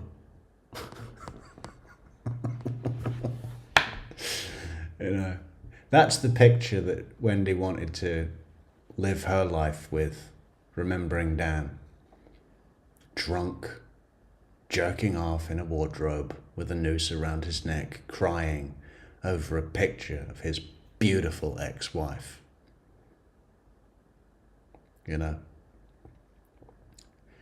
If that was the state of his life, maybe he wouldn't have been murdered. Aside from everything else, there's a lot of elements to the murder. But I'm sure the fact that Dan was with someone who completely, utterly outclassed, outperformed Wendy in every possible way, made her look like nothing, didn't help the situation. Didn't help Wendy's resentment and need to end his life. You gave me a name of Matt Price, who's in D.C. That's his best friend. Is that an attorney? He's an attorney, yeah. I'm sorry you have to deal with so many lawyers. That's okay, I'm used to it. I got to deal with the state attorney's office, public defender's office, private attorneys. The only time I've ever been in this, I represent victims of crime. I represent immigrant victims of crime, so it's the only time I've ever been in this building is okay. advocating for my clients. And the other friend? The other friend is Josh Berman, also attorney. He's in New York City.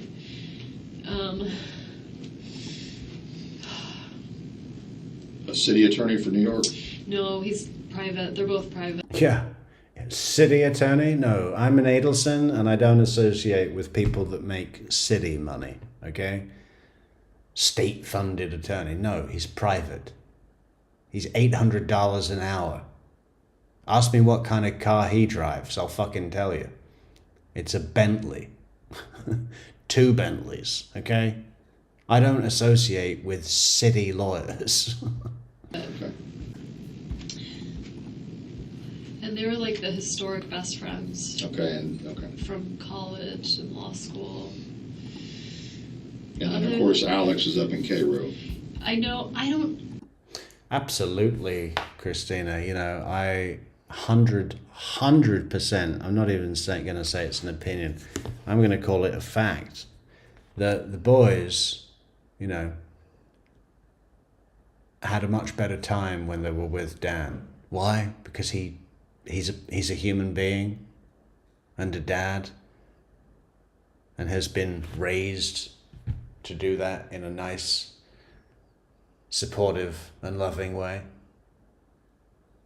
And having the ability to put the enjoyment, education, safety and love of the children at the forefront of his endeavors. Whereas Wendy, it's all about where we're going. Which sushi restaurant are we going to be seen at with my 3 and 4-year-old? You know, let's go and get the boys some suits for their first formal. We're going to have them specially made because they don't sell them off the rack for people this small. You know, it's all about, you know, there's very little, even fun activities that the boys would do. It's all about being seen doing those, right? You could give Dan and the boys a cardboard box in the living room on the floor and they'd have a great time with their imaginations. You know, I used to play with the cardboard box. It was great. Sometimes it was a fire truck. Other times it was a speedboat. Other times, you know, it just changed. And it was just a fucking box. And it was great. I loved it. I'm assuming they're close. I know that he sleeps over at their house a lot with the kids. Okay. I don't know if it's because the kids really love to play together or because they're close, but they spend a lot of time together. I'm sure they're close. All right. Okay. Danny's pretty religious, so like he'd be connected with like rabbis and stuff in town too. Okay.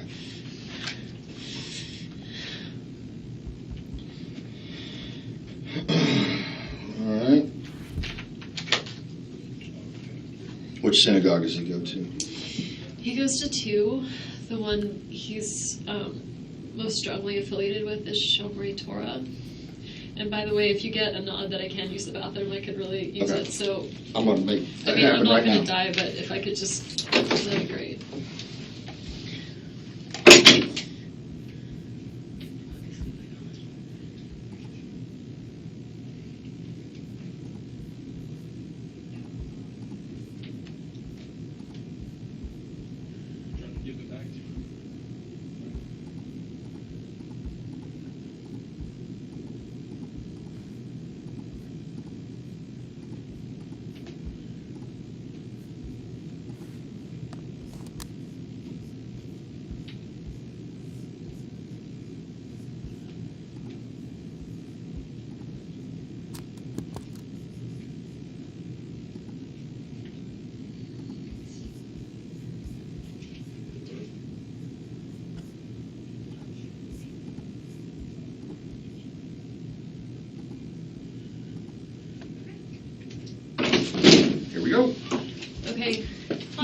She's got to You she's come got to with swab me? your hands. Oh, First, I'm gonna have to do your hands. okay. Hi. Oh, that's what it was.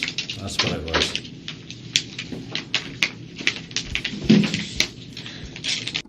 They don't want her washing her hands before she's been examined for gunshot residue. That's what it was.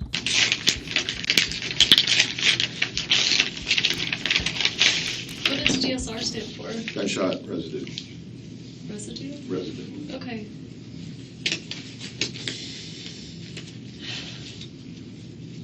This is a really hard job you guys have. Can't be. All right, right hand. Okay, and are you right or left-handed? I work with both. Okay. But right-handed. Okay, left hand. Since noon today, have you washed your hands at all? I wish I could tell you I had, but I haven't. Okay. I'm filthy.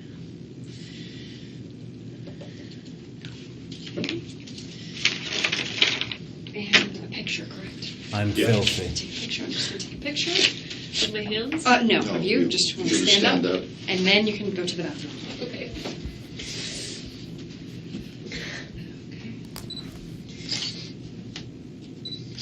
Okay.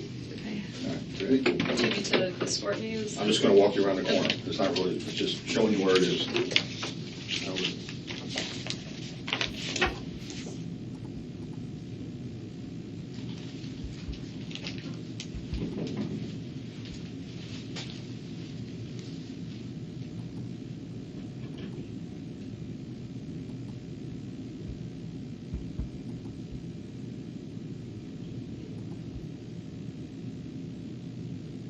I hate that mugshot, C-Star.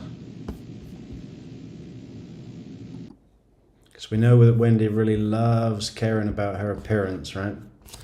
And what does she want people to see in this mugshot?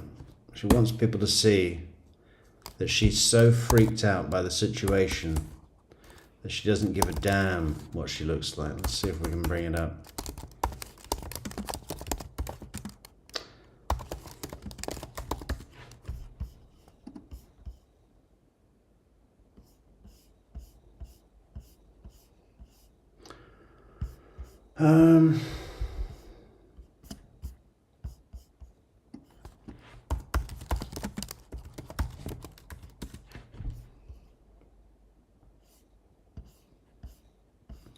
God damn it, where is it?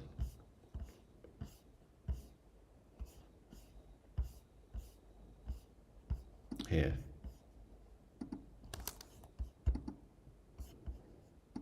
I hate this image so much.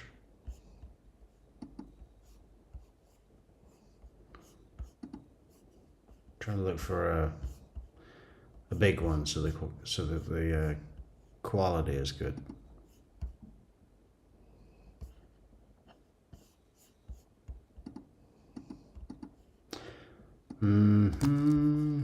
Wendy, Wendy, Wendy.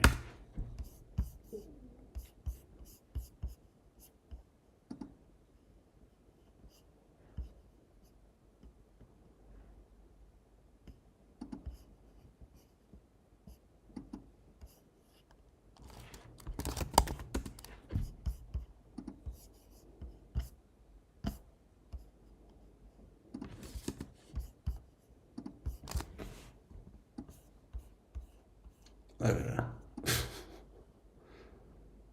Oh, God. Oh, I was so freaked out. I didn't even care about my appearance. That's the other thing. She didn't shower, and she went to lunch looking like she lives in a fucking trailer. Wendy would never go to lunch looking like that. I would love to interview the people that she had lunch with and say, did you ever see Wendy at lunch looking like this? I can't stand the shape of her body. People are still out there saying, oh, she's a crazy fucking psycho, but damn, she's hot. I don't get it. I wouldn't touch her with someone else's dick.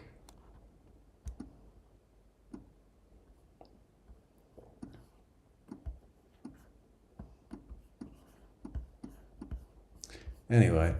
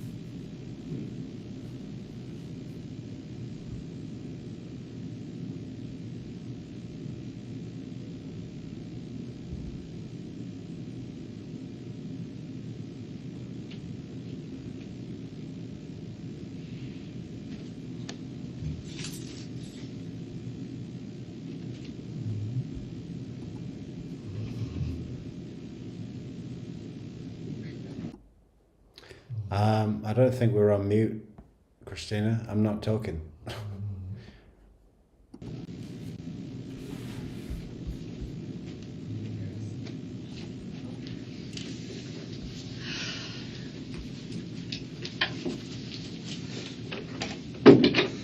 What time do your kids get out of school? So, I think the school ends at like 5. Okay. But I usually pick them up early. Danny probably told him he was going to take them to Truesdale today, so we'll be expecting earlier. But at 5, it would be. That's what time they close? Yeah, I mean, I'm sure they'll stay open. Okay. Okay. They were supposed to be with me this week, so normal for them, other than this swim bit, would have been to spend the weekend with me and. Where did they sleep last night? With Danny. With Danny? Yeah. Okay. So Danny took them. Go ahead. I got a call. So he has an alarm system in the house, and I must still be on the call list for people if there's a break-in. I got a call yesterday. I guess it'll be on the phone when it happened. I got a call from like the company with the alarm company that said like the alarm's been triggered. It's gone off. There's another family in town that we're really close with. The woman's name is Lynn, and she's on the list too. So she got a call. I know this because I saw her yesterday evening. I went to a friend's art gallery thing. And she happened to be there, so it's a small town. And she said, I guess I got a call from Trescott. And I said, I got the same call. I said, but I just figured it was fine.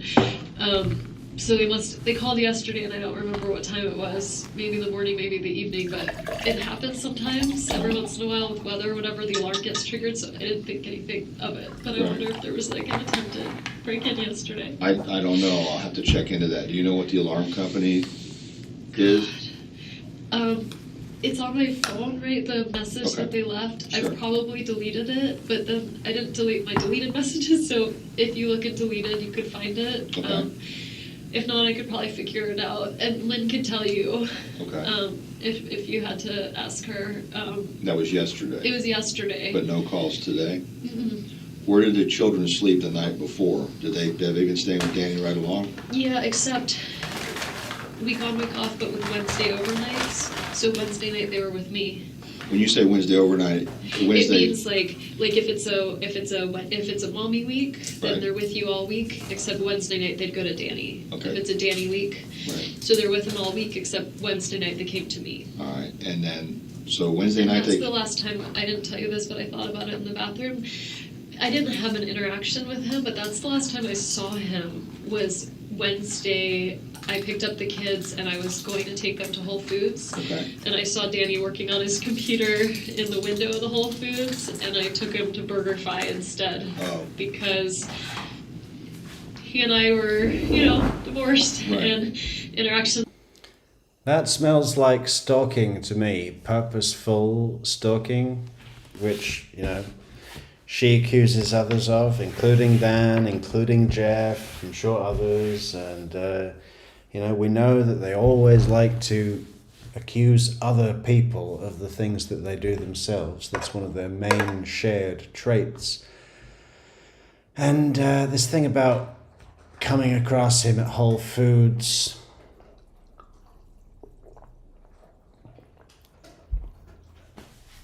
I'm not basing it on any other information other than she's a liar and an abusive person and everything like that, and jealous and wants to know about Amy, and I'm sure really didn't like the fact that he's with this girl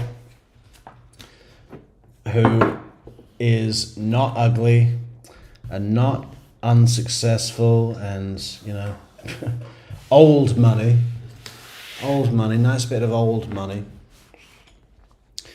You think the Adlers wear white after Labor Day? I don't think so. I don't think so at all. They know better.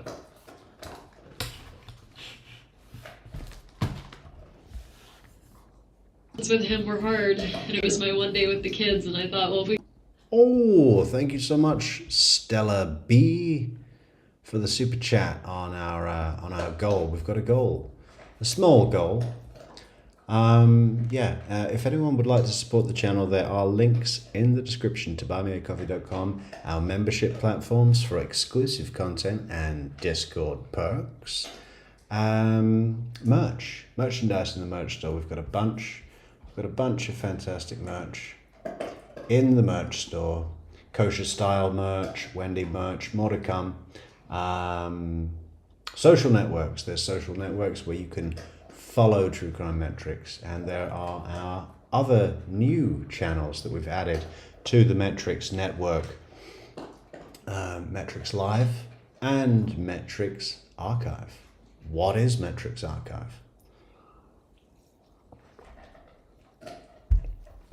Well, you'll see. We're starting to put stuff up on those channels as well, so it would help us build a reputation if you could subscribe to those channels and check them out.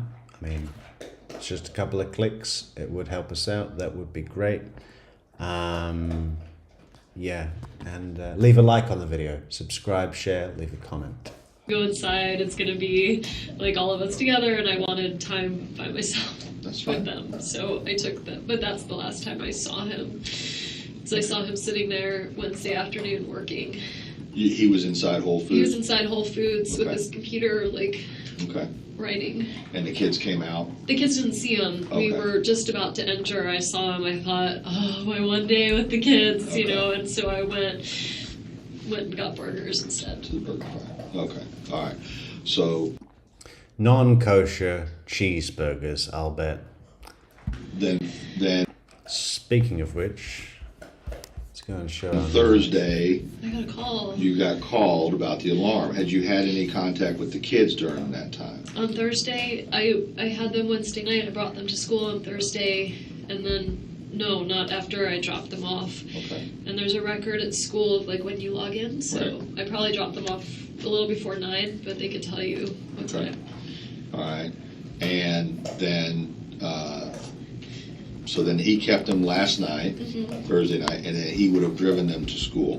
What time does he normally drop them off at school? It varies. Sometimes he has breakfast with him. I got the call from him, it was 9:04, I think, so he must have already just dropped them off and was probably driving from school to the gym, and that's why he was saying, I'm going to this class, I'll touch base with you after. Okay. All right. And then no contact after that? We had some texting contact. That's when I was saying that my last contact wasn't very nice. I was saying, well, I wanted to pick them up at 3, and he was saying, well, you are only allowed them after 4:30. And I was like, well, what about last week? I picked him up at 5, and he said I was just being nice. And I said, I guess nice was fun while it lasted. Okay.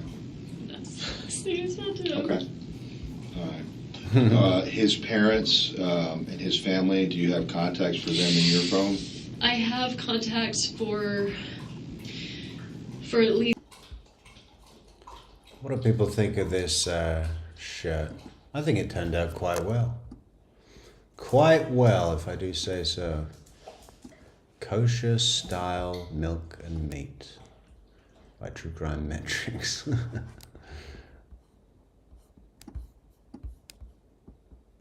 There you go, Wendy. We should send one to Wendy, shouldn't we? At least one of them. Okay. I think I'd been recently deleting them just because they don't call me. But at least one of them, I can tell you his, like, I don't know whether it's his dad's name. His parents are actually recently divorced. Okay. We'll get the phone. When we get the phone back, you can supply those numbers. Okay. All right, and then we'll attempt to contact them. Oh my God. Find out where they're at least in Canada. It's just the worst thing you could have happen. Now I gotta ask you something. Okay. Yeah. Do you own a gun? No. Have you ever owned a gun? Have you ever fired a gun? I think I went skate shooting about 12 years ago. Okay. Nothing since then. Does Danny own a gun? Not that I know of, but maybe since I left. He didn't own a gun when I was with him. Never had a gun around, or No. did he ever talk about buying a gun or anything? He would talk about it, but he's a criminal law professor. Right. So sometimes he would talk about things just like Okay. to have a discussion about, Okay. like, should we have a gun in the home? Is it dangerous? Right. As far as I knew, there was no gun in the house. Okay. You don't know anybody that he owed money to? You don't know anyone? me. I know, besides you. But that was under court order, I'm assuming. And we have lawyers, and he very much respects, as do I, the legal system, you know, Right. so. Did you see what happened to her face just then when she said "just me"? Imagine being in from Isom's perspective and looking at that. Let's see if I can go back just a second here.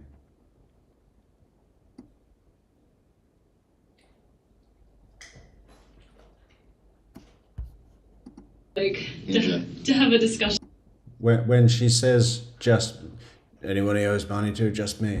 about, like, should we have a gun in the home? Is it Watch her dangerous? face. As far as I knew, there was no gun in the house. Okay. You don't know anybody that he owed money to? You don't know anyone? me. I know, besides you. But that was under court order, I'm assuming. And we have lawyers, and he very much respects, as do I, the legal system, you know, Right. so it was working its way through. Okay. But anyone he owes money to, I mean, he doesn't gamble, he doesn't. Yeah, it was working its way through, wasn't it, Wendy? It was working its way through to the judge sanctioning you, possibly taking away your bar card, saying there's no way that you are permitted, you are prohibited from moving to Miami with his children until those boys are 18. If you want to go, fine, but the kids stay in Tallahassee. And the court system was also working its way through to probably, maybe, saying that your mother was no longer allowed to see the children without a court-appointed supervisor to be present. That's what the court was working its way through to do, Wendy. It was working its way through because we respect the legal system and we love communicating with $500 an hour lawyers and stacks of motions, venomous motions. You want to see our divorce filing? Our divorce filing could choke a fucking elephant.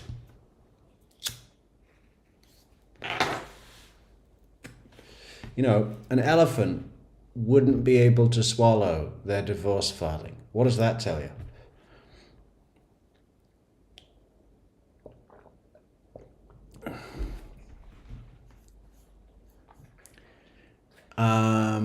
Yeah, so it was working its way through because we respect the legal system. We love to do everything through the courts.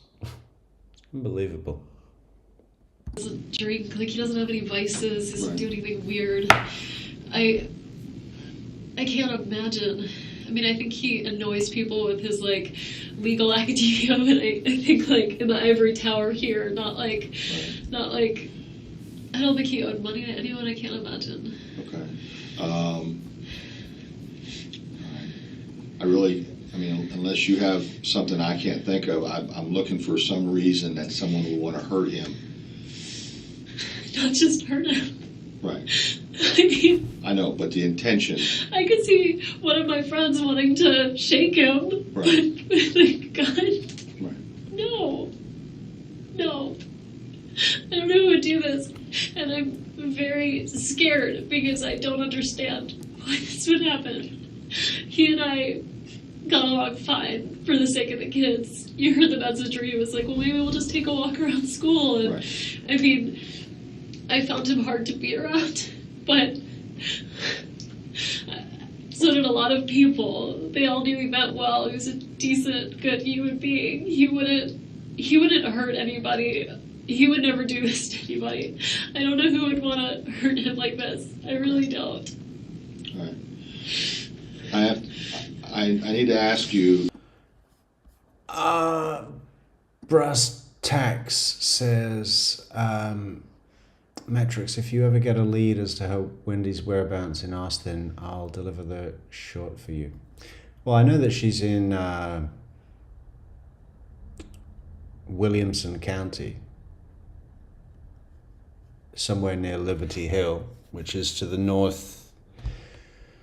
It's north, pretty much, of Austin.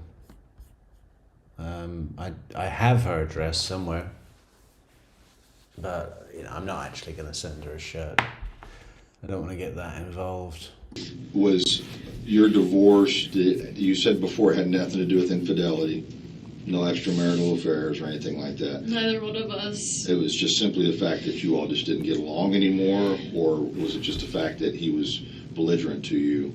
He never hurt me physically, but he was emotionally abusive. Okay. And I didn't tell most people that, so all most people know is it just didn't work out, and it's just the kids are young, and this is just better this way. So other than my family, who saw the way he treated me, most people were, well, I think his family was very surprised. He told everyone around the community that I was mentally ill, because only a crazy person would leave him, and so there's a lot.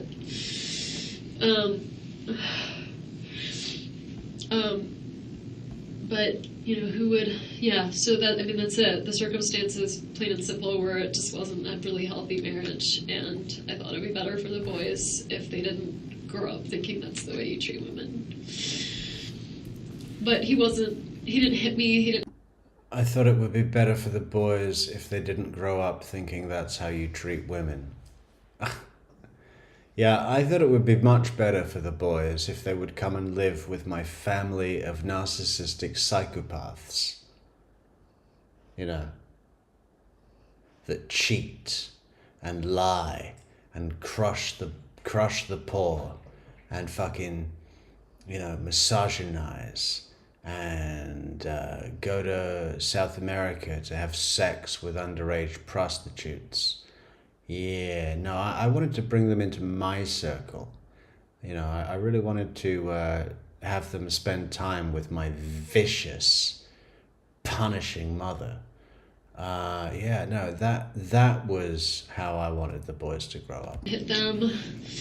He didn't have a drug problem. He didn't gamble. He didn't cheat on me. I didn't cheat on him. There's no other. I keep thinking the only like unknown I can think of is like Amy's ex-husband. Like, is he still in the picture? Is he upset? Right. Danny, I defriended him from Facebook because I found it too upsetting to like see intermittent pictures of the kids. Yeah, I defriended him from Facebook. No, that was a petulant action because you wanted to hurt his feelings. But I wonder, he's very, very public on Facebook about like where he. This is another thing she does when she's pushing her narrative, when she is insistent that her narrative is heard. She'll do that pushing thing with the veries or the reallys, you know. He's very, very public on Facebook, forcing it down the throat of the person in front of her. The other example is when she's pushing for Donna and Harvey to come up. They're really, really close with the boys, you know. When we hear Wendy doing that, right, it's a tell. And what it means is that she needs to have something go through. It's really, literally pushing it through, you know.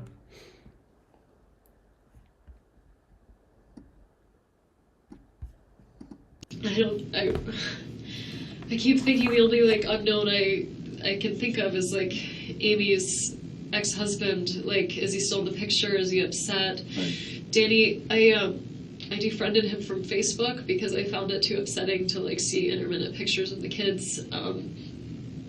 But I wonder, he's very, very public on Facebook about like where he is, when he's traveling, where he's going, and so I wonder if he's got pictures up of him and Amy, and if there's a jealous ex-husband in the.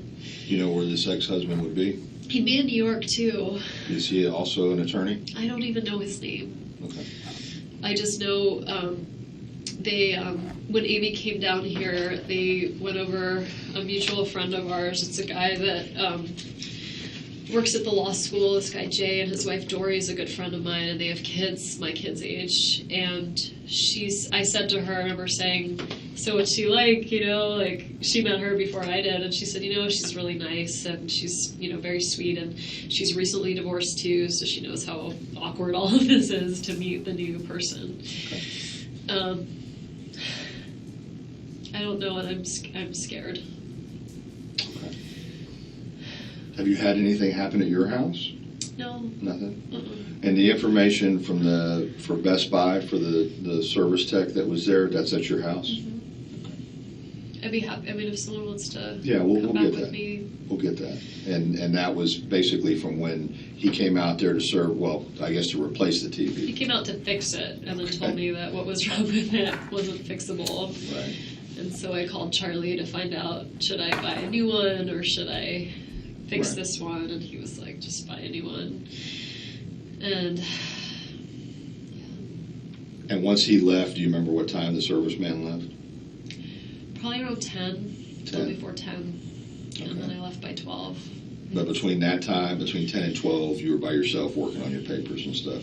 Yeah. Were you doing on papers or computer? It was all on computer. Okay. And that's what I was thinking. I was like, I sent some edits in to someone at the law library All right. during that time. Okay. I called a few friends. I sent some texts. I mean, all of that'll be On the phone? on the phone. Or did you call from your house phone? I don't have a house phone. Okay. You use all your communications is over your cell phone? Yeah. Do you have more than one cell phone? No. Okay. All right. I'm going to introduce you to a victim advocate. She's going to be very helpful. And she's going to, once the phone comes back, she'll get the numbers for his folks.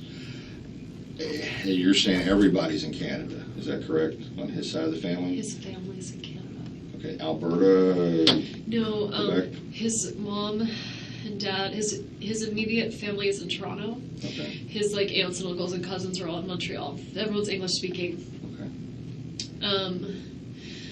Any family no family in the States. They're all in Canada. And that's where he's from originally? He's from there. He came here for college and never left. So he's 41 and he's been here since he was 18. Did he go to FSU for law school? No. Okay.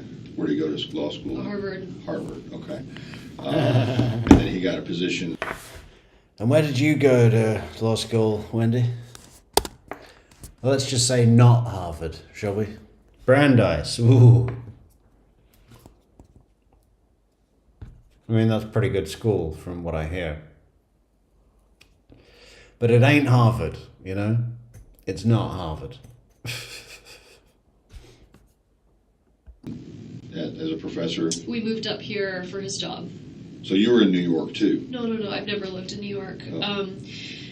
I was actually at University of Miami going to law school. We met, we got engaged, and then I was going to do my last year of law school up here. So in 2005, we moved here. He was a professor and I was a student for one more year. And then we moved back to Miami for a year, and then we moved here for a year. The reason why I say his parents are going to say I did it is because after we got divorced, I wanted to move to South Florida, and I filed a petition to relocate. Daphne says, I watched part of Wendy's testimony in Charlie's trial when the prosecutor asked her if Donna called Dan dirty names. She called out the names, and Charlie sat there laughing like a fifth grader.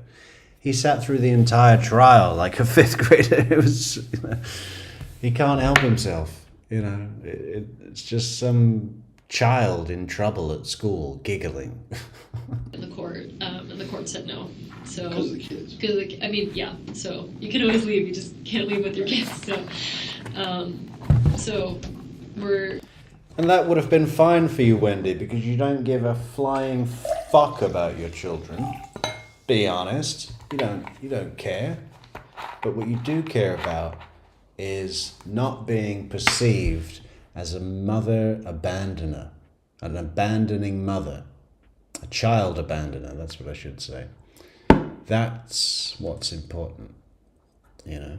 She would have left. She would have been left and spent the rest of her days in sushi restaurants and fucking Mexican pool boys.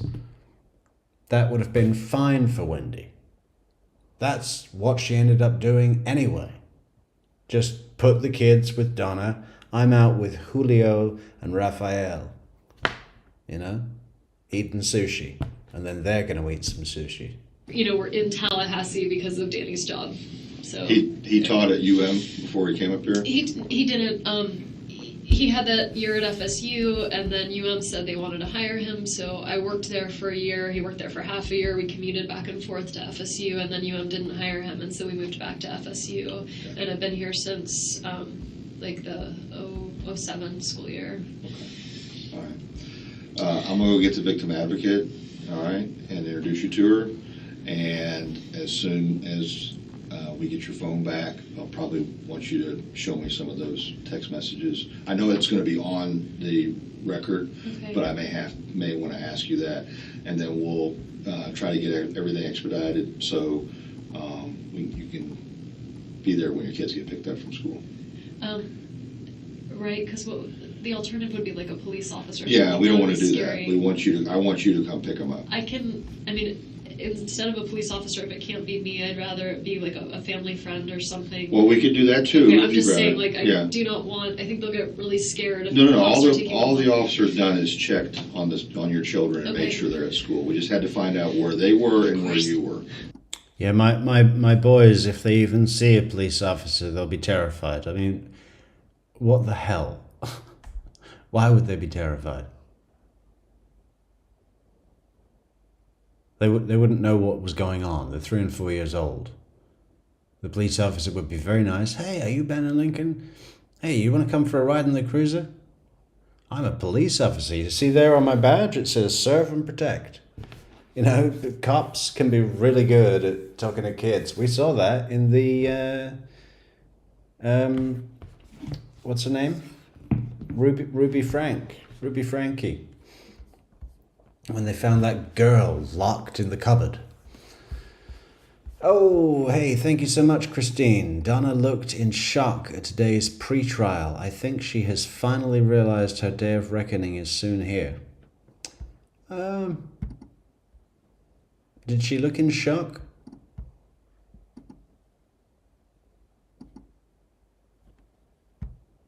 I mean, I saw her giggling. You know, I think she really believes that she's gonna get off.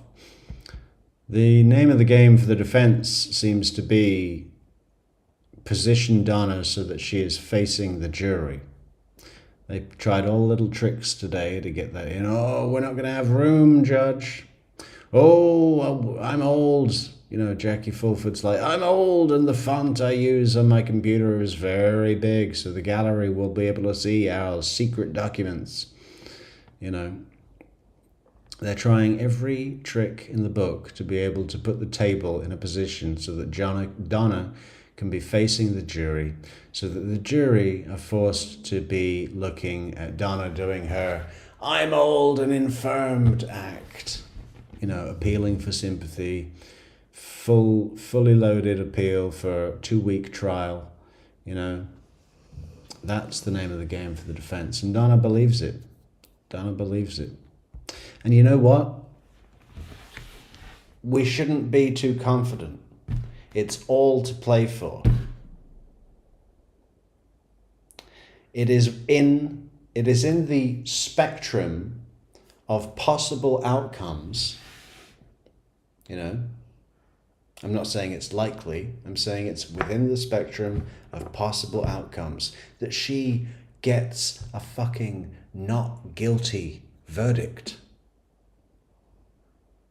Not likely, but it's one of the things that could happen. Very unlikely, but you know, that's why it's a spectrum. Okay? Yeah. All right. I'll be right back. Okay.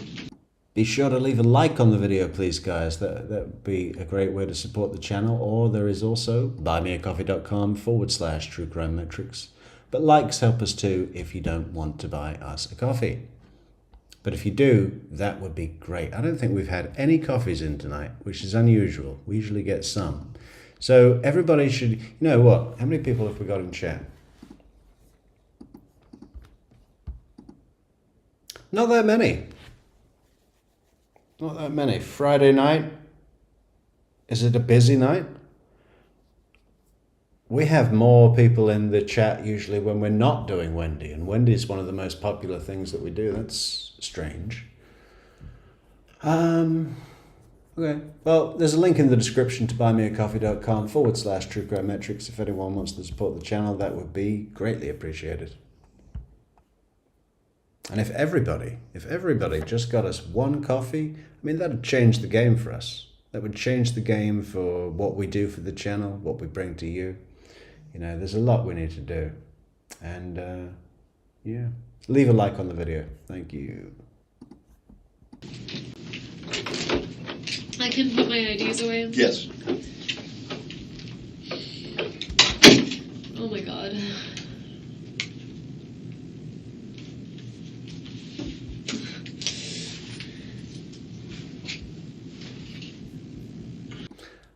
The 2 says there's a lot going on from various bloggers. Okay. In Donna's, after Donna's final hearing, I guess. You see, I really need to start finding the time to watch other creators. You know, but I just don't. I mean, I spend all the time working on this channel, you know, producing, writing. It's a lot. I really need another version of myself. If anybody would like to move to Portugal and start working with us here in the Metric Studio, that'd be great. And if you could work for free, at least until we make any money, that would be great.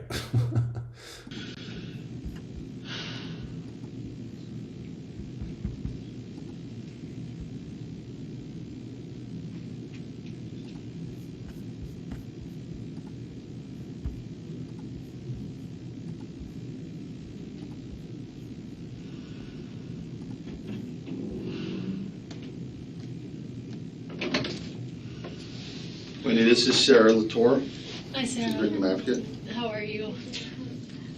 Here, I'm gonna come sit over here on this side if you don't mind. Oh, thank you so much, Kyle, for the coffee on buymeacoffee.com. Here's my one coffee, come on. Good job, Kyle. Thank you so much. Okay, Sarah Latour has just entered, and to my mind, a victim advocate should not be permitted to wear a skirt like that. It stresses me out just looking at it, and I'm not even a victim. You know, the skirt is uncomfortable. It makes me uneasy. It's like an optical illusion. I feel like like a dragon is going to jump out at me or something, you know. So I have to meet you under these circumstances. I'm usually a lot more fun. I'm usually a lot more fun. Yeah, don't judge me when I'm in crisis. I'm usually a lot more fun. I've been trying to kind of find some next of kin information on his parents. Do you want their names? Yes, that would be helpful. His dad is Phil Markel. And they're in Canada. Correct? They're in Canada. They're in Toronto. Toronto. Uh-huh. Must have thought. Okay.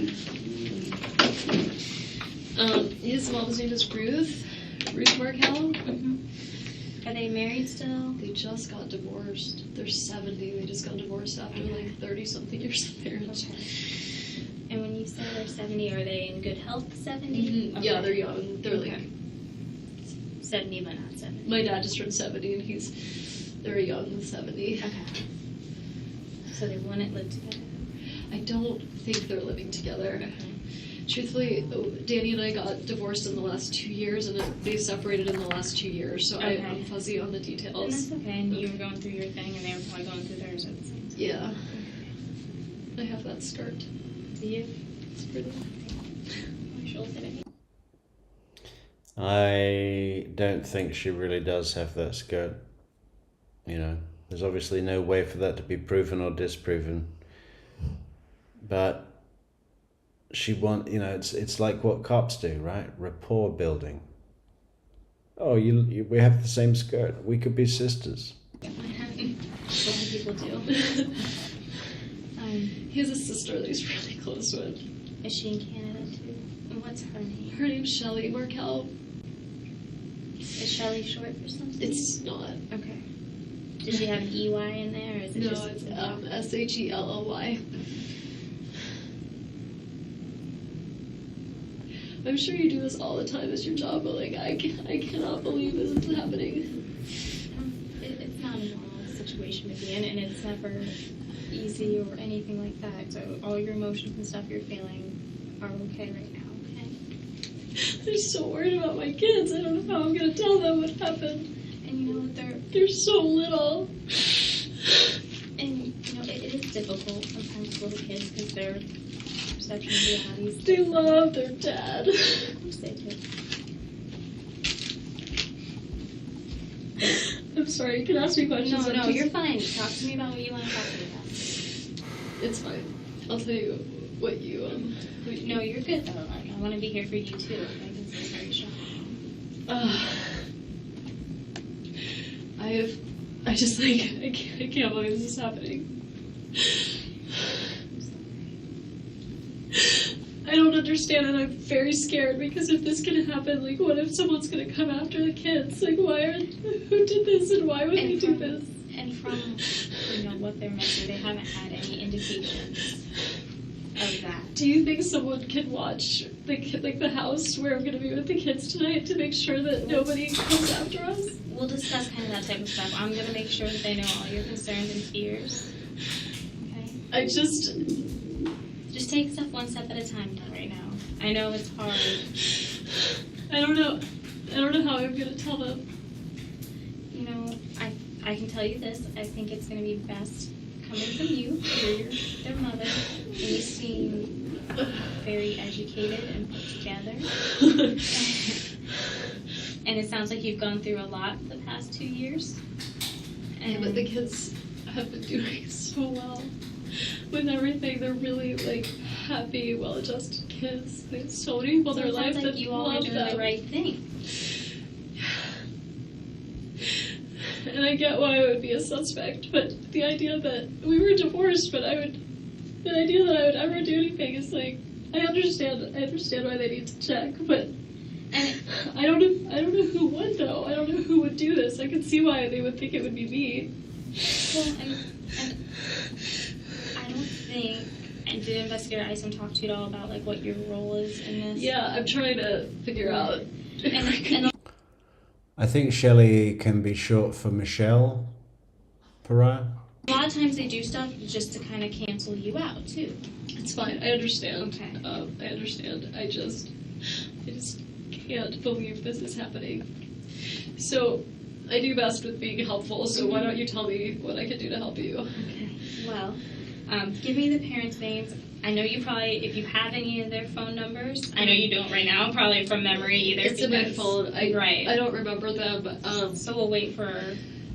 They lived in Toronto, and I didn't have a really close relationship with them before the divorce. Okay. And after the divorce, it's been, I've sent his sister like happy birthday messages, but it's not close, and so I don't. Right, you didn't have a reason to really have communication with them, and that's okay. Okay, so other than their names, Right, that's probably all you really. no, I'm asking like, what can I do? Let's see. You can, worry about you and your boys. Start thinking who would be someone that you want here for you that's here in Tallahassee now. What do you mean here for me? Like for what? For Carly York's back. Welcome back, Carly. Good to see you again. Didn't you used to have a profile picture of some obnoxious dog? Or am I thinking about someone else? support for you, because you're gonna have to go. I'd really like my family to come. Okay. They're not Yeah. here, but Yeah, I'd really like my family to come and help me with the boys. Where are they located? I'm just so upset right now that I'm worried about parenting effectively. So if well, my and that's why if my parents were here, they could help me. They're really close with the kids, so they There you could help go. me. They're really close with the kids. It's the hard sell, right? What did she just do with Isom? She did the same thing. I tell you, man, that is one of her tells. Anytime she does it, there's something going on. I feel like you and I look a little bit alike. Do you see this as you're looking at my face? You have very pretty blue eyes. They're much blue. Okay, ladies, I can only see the side of your heads in a very blurry fucking video. But I can tell from here that the two of you look absolutely nothing alike. You've got a completely different shaped head, nose, eye sockets, cheekbones, chin, ears. Actually, maybe the ears are a little similar, but Sarah's are kind of covered up by her hair, which is nothing like Wendy's hair. I feel like you and I look a little bit alike. In what way? What are the top three things that we share in common, looks-wise, Wendy? That statement makes zero sense. Does anyone in chat think that they look alike? Bluer than mine. But I feel like, anyway, it's like In the looking hair. at my sister with similar hair. I must look awesome right now, but when I'm not in crisis, Yeah, when I'm not in crisis, I actually scrub up rather nice. Yeah, that's the main concern. Well, Wendy, right now is your look. And about your look, Wendy, the dress, the hair, your unwashed hands, your unshowered body.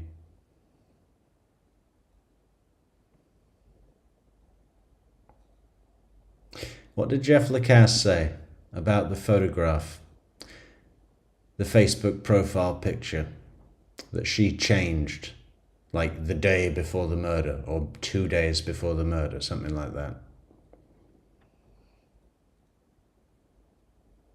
He said that that she changed that profile picture on Facebook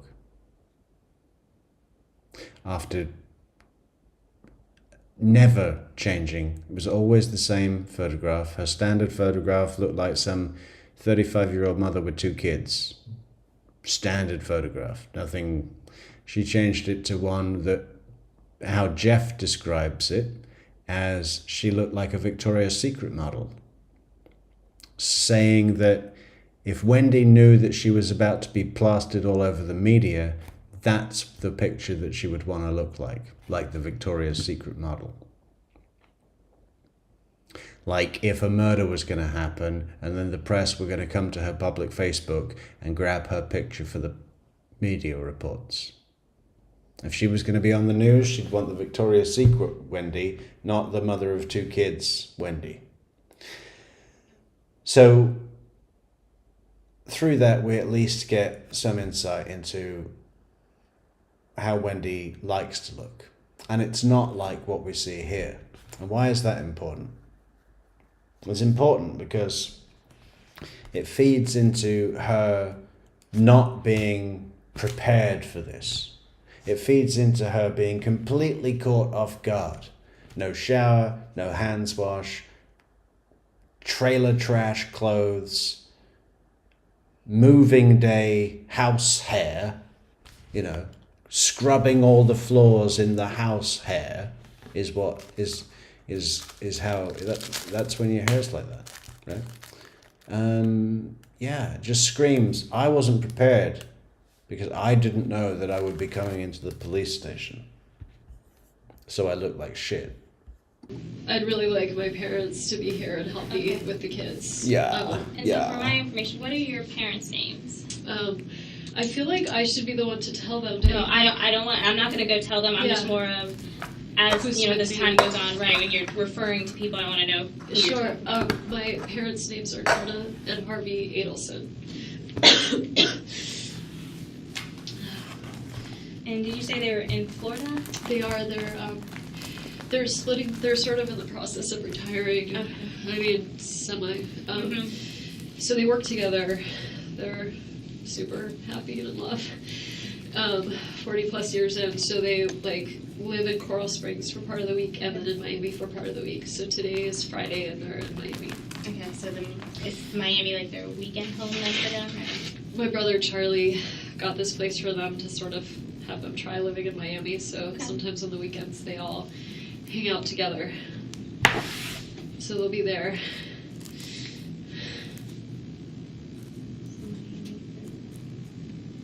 And like I said, I'm not going to notify your parents or do anything like that. I was just, like I said, getting that more of just so... For future, yeah.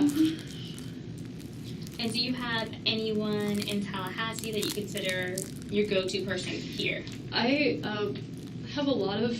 I'm not saying this to be bragging. Yeah. I have a number of people that You have a good network. I do.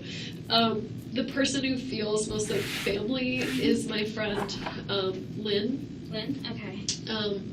She's just a bit older than me, and I'm very close with her family. She has 4 kids, and I kind of like an aunt to the twin girls.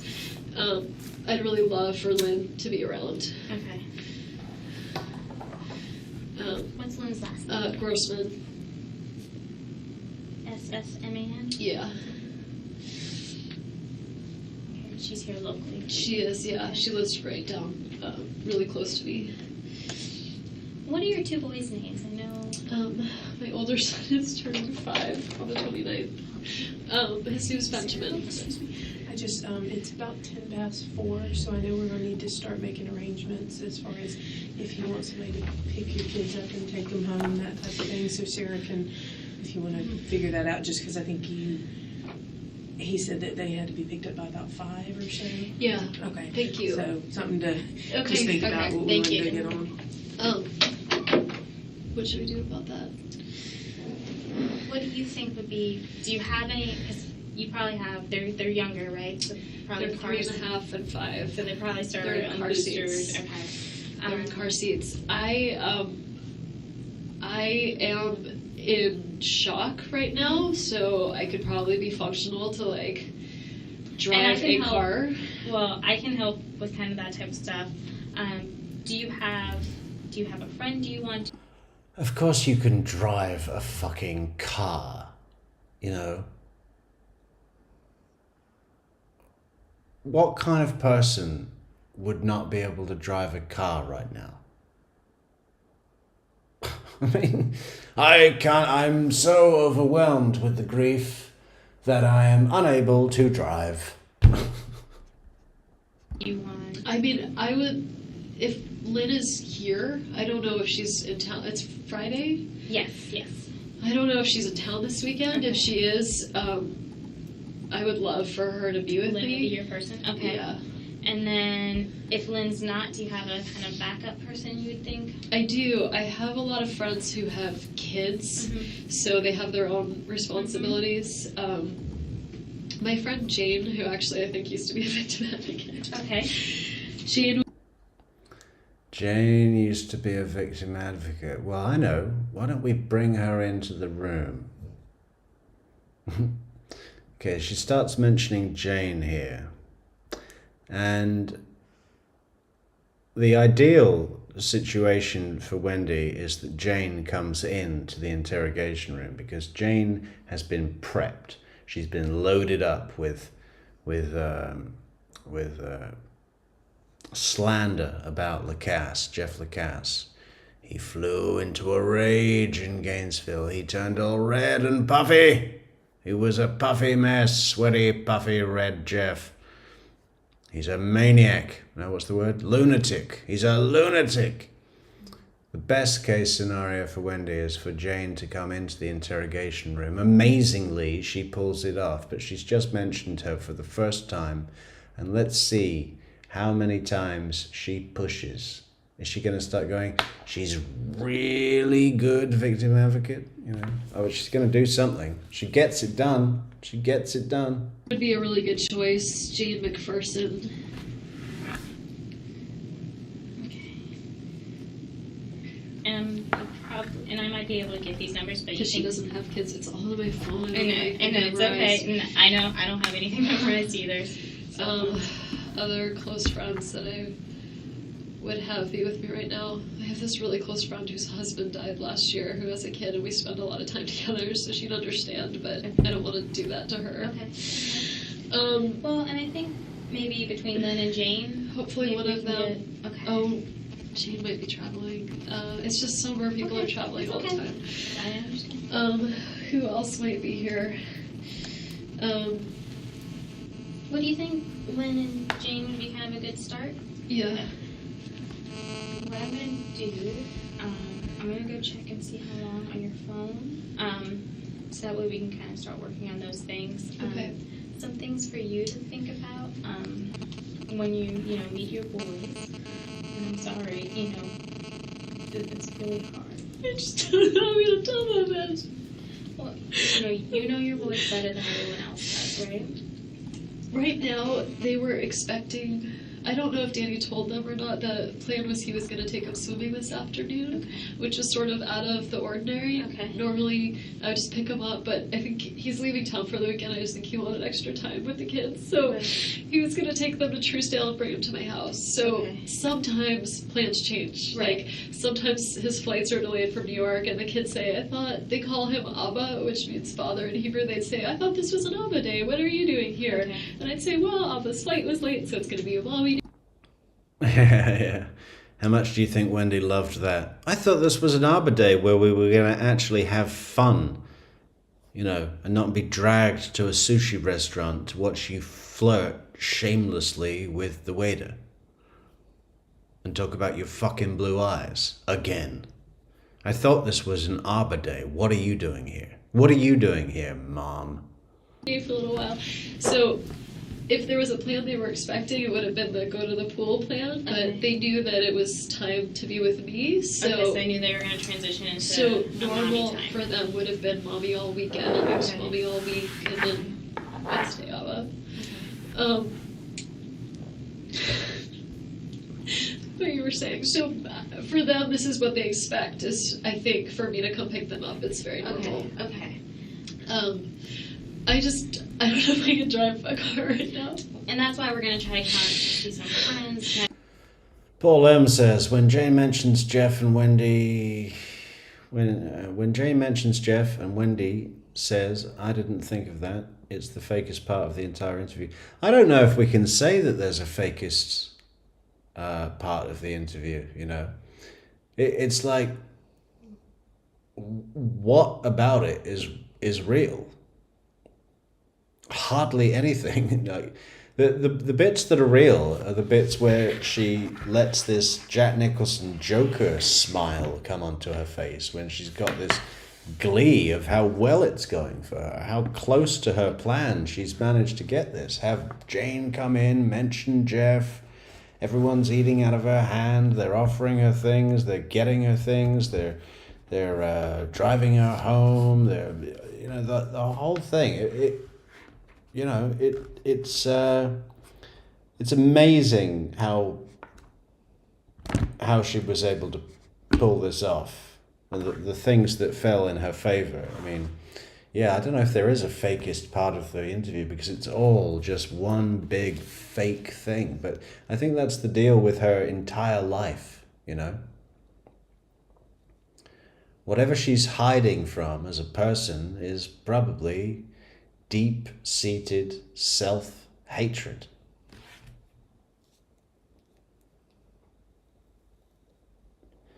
You know, but she is incapable and petrified of acknowledging. So she behaves in these horrible ways as a distraction from her own feelings of self-loathing and inadequacies. I'm going to try to work out what options we can to help you so you might not have to do that, okay? Okay. So let me go check on your phone, Okay. and then I'll come back and kind of let you know. Yeah, I know what you're saying, Paul M. When she goes, oh, I didn't even think about Jeff. I hope to God not. Like, that's what she says. Is Jeff this much of a lunatic? Oh, I didn't even think of Jeff. I hope to God not. She's horrible. And see if maybe how long it would take, or see if I can find some phone numbers in that. My two friends that I was with for lunch when they came and found me, how did they find where I was? I have no Also, idea. I mean, did they just search for my car? Like, I am just amazed. I was eating with two girlfriends. They're both psychiatrists. Okay. So they'd probably be good people to talk to. Okay. One of them is a child psychiatrist, so I just so feel she like might be a good person to talk to, especially about. how to talk to the boys. Okay. I'm gonna be right back. I'm okay? fine. As I know, fine as I'm I gonna know. be, so I'm fine.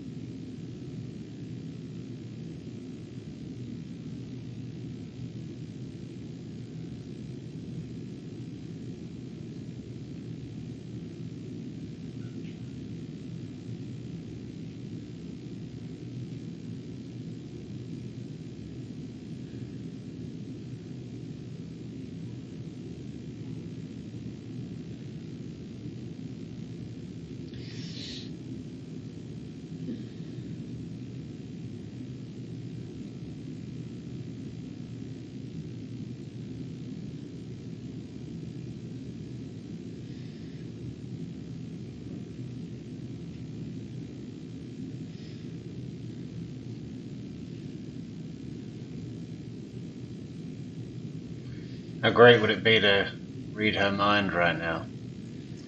Thinking through all the elements of the plan and plot. We've taken care of Isom, and we're going to be dealing with Sarah. Got to find out a way to get Jane in here. Going to make sure that Lynn Grossman picks up the boys.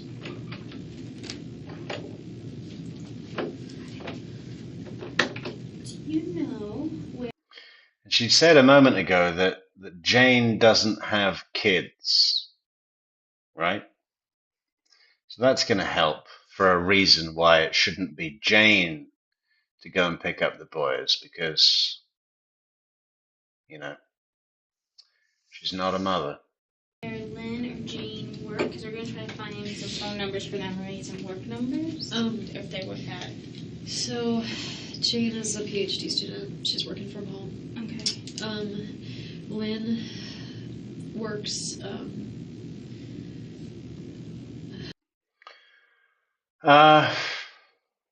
Well, Deb H says, I think I remember hearing Wendy had talked to the boys about death the night before Dan was unalived. I hope that you can say murdered. I hope they bring that up at trial. It's a small detail they might get overlooked. Well, I mean, I think you're referring to the boys asking Wendy about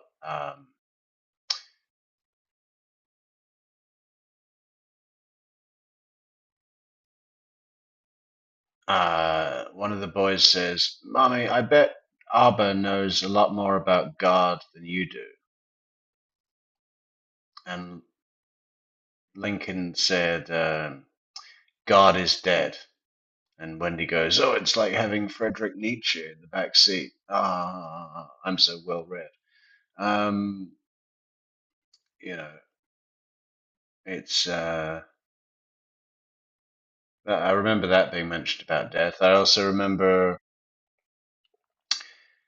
Wendy saying that sometimes the boys play like, you know, make believe gunfight and fall down and say, oh, I'm dead. Bang, I'm dead. And she said, like, I really don't like it when you say that. I don't remember her like sitting down and explaining about death. Just those two things come to mind. I'm kind of forgetting what the name of the place is that she works. She does like Holocaust recovery stuff. Department of Financial Services, maybe. It's not DVPR. It might be DFS, but. C Star says, "I wonder if she thinks Dan is gone." Well, this is something that she does throughout following this portion of the interview. She's like, "Can we get an update from the hospital?" You know, she keeps asking for the status update of his condition. Like, is he dead yet? Because she really wants to be able to report to main base. You know, she doesn't want Dan to come out of a coma and say it was a Hispanic guy in a Prius with Miami plates.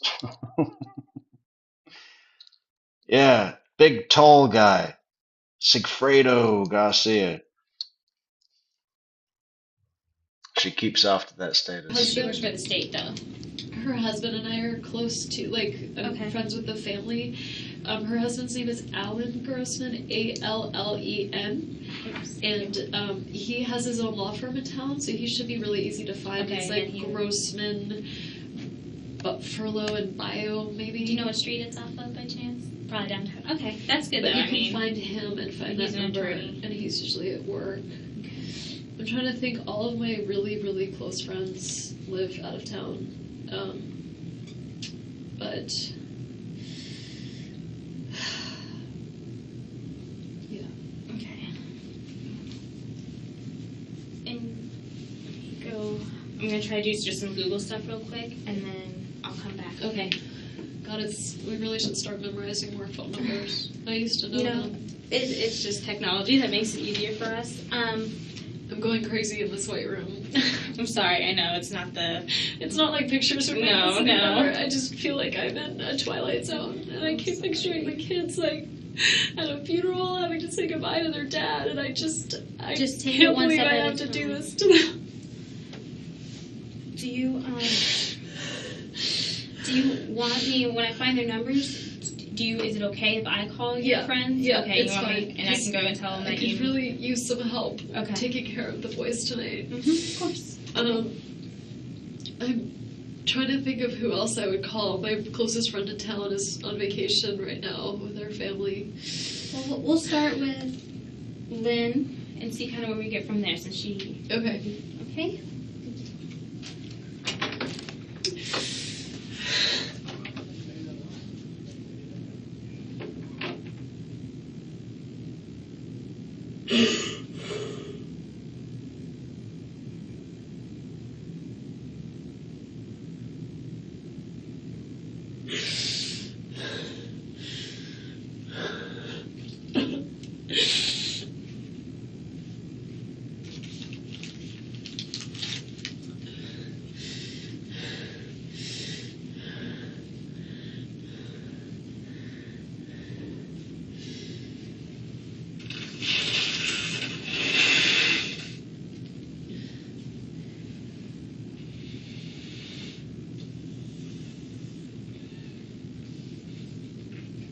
Ugh.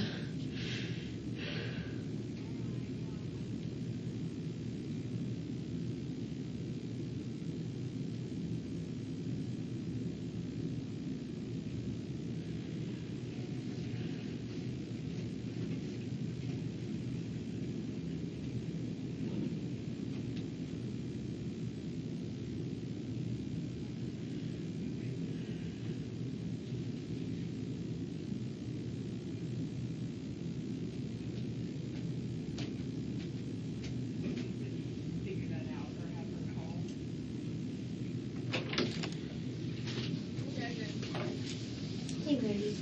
Another kind of question we have. Do you want, if we get in touch with one of your friends, do you think it's best if maybe they picked up the kids first, or... Just because it's 4:15 now, I didn't know time-wise what we'd be looking at. I just don't want to bring them? I was about to say I don't want to traumatize them, but they're about to get plenty traumatized. And they can take them home. Right. I just don't know what would be less upsetting for the boys. That's up to you. What I would most like. Or we can make arrangements with the school and just say, look, it's going to be a little late. You need to work with us, and mom and a friend will I come. think they do keep it open till like 5:30 Okay. or so. So what I would most like would be to pick them up myself and have someone with me in case I don't feel like I can drive well. That's fine. And Lynn would be your first option Lynn to would come be here. my first And choice, you're- or Alan, her husband. Okay. And you're okay with me speaking with them and telling them to come here Yeah. first? And My car is. we have the cars here. Oh, they got it here. I think they were bringing it here, and I think Did they take my keys? I don't How did know. they get the car here? I don't know. I guess you guys. Well, I may be wrong. I thought. And Investigator Isom, it may still be at the other place, was going to touch base. Oh, okay. I may be wrong. Was going to touch base with you about, because I know he's done a bunch of different stuff as far as doing your hands and all that stuff, to see if you'd be willing to let us look in your car to see if there's you can look- anything, you know. can Okay. Search the car. And so he'll have another form for you That's to do. fine. Okay. So I will call them, and the question is, I will not tell them what's going on until they get here. I would tell them. Okay. I just didn't know them driving. Are they good friends with him as well?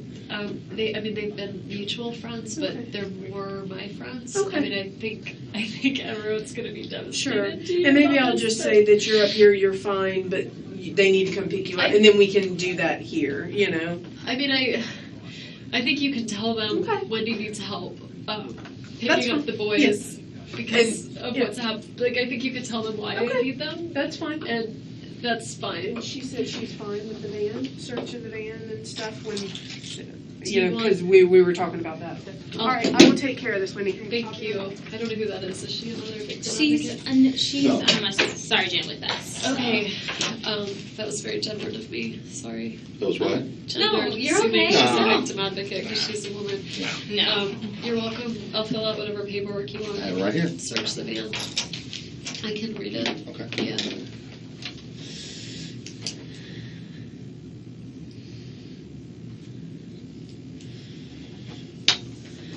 Will you witness that, Sarah? Sure. We got an alternative for the kids. What's the alternative? Right now, Joanna's calling one of her friends that she gave us and trying to see if they can have the friend come here, Right. and then they can go together and pick up the children. That way Okay. she'll have the support system. Right, So. absolutely. The receipt you just rolled up, what was that for? That was lunch. I was trying to find the receipt from the bourbon, but I may have put it with the bourbon. This is from yesterday. It's lunch.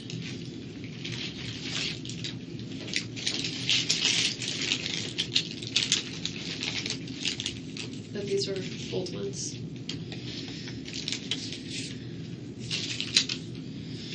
I was looking for the bourbon, but I must have put it in the bag with the bourbon that I kept in the car. Can I hold on to this one for Mosaic? Sure. Okay. Do you need it to balance your book down? No, Okay. sorry, that's fine. What's this? I just didn't want you to think I was crumbling up other receipts. They're just, No, it wasn't for that. I just was thinking before. no, I just thought I would find the bourbon one, Yeah. but I must have put it in the bag. Just looking at the dates.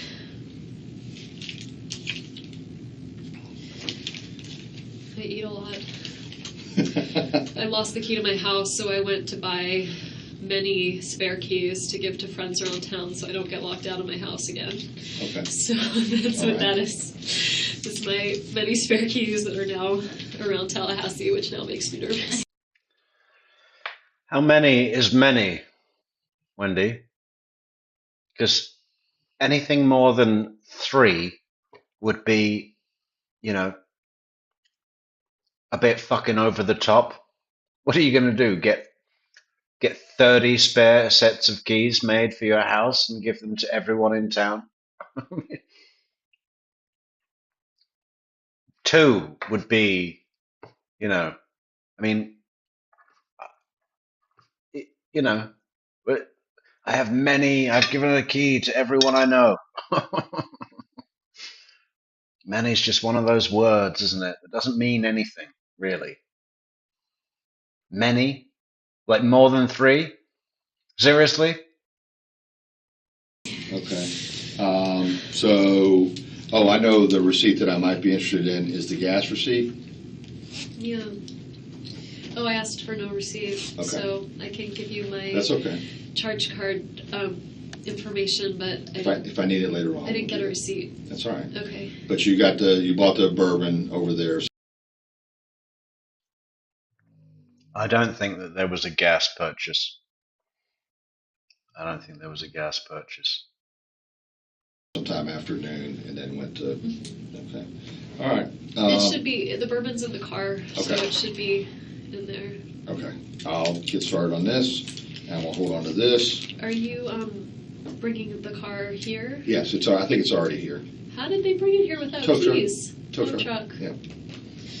Okay. We're trying to be as efficient as possible.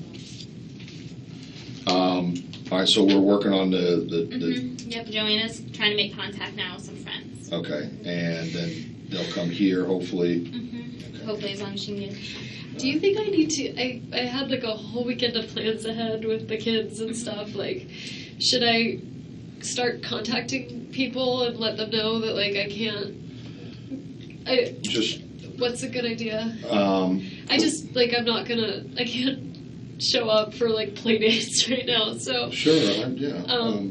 I don't know, like, do you want me not to tell people what's going on? Is this like, Well, I got that call from Lisa Perry, so like, how did she find out? well, she said she saw something in the neighborhood or heard She something. said she right? heard there was a shooting on Trescott. I thought because she's a real estate agent, maybe she was rolling around and she saw Trescott. But how did, like, is it on the news? Like, did Well, I can tell you that there was news media out there with cameras, but I don't know if anything has been reported as to the specific address. Okay.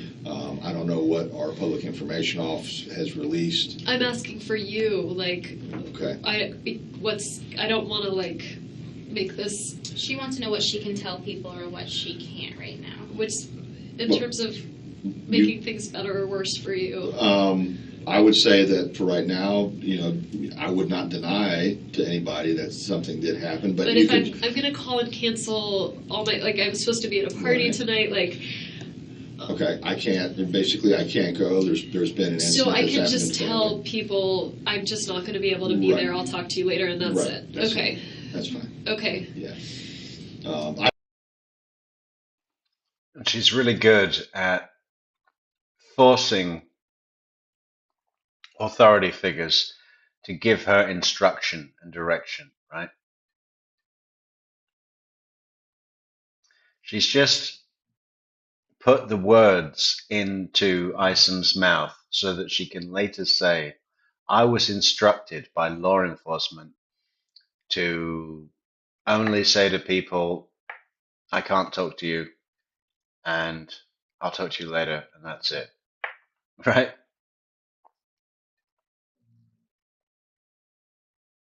Because she doesn't want to talk to anybody.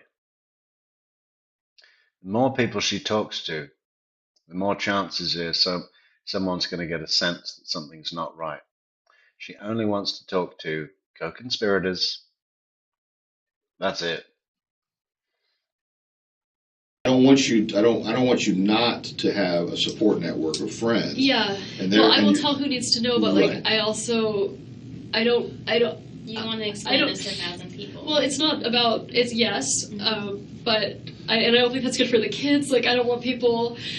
I don't know what to do about like the kids are really young. I don't know what to do in terms of that reaction. But I also am kind of scared that there's like some maniac out there, and I would like for you to find whoever that is. So I don't want to make things worse in some way in terms of you being able to find someone. Okay.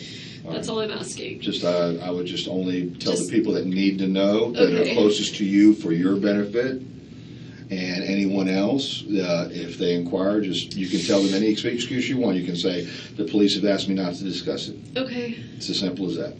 I'll throw you under the bus. Okay, I'm used to that. Okay. That's it, I swear I'm just blowing my nose. You're all right.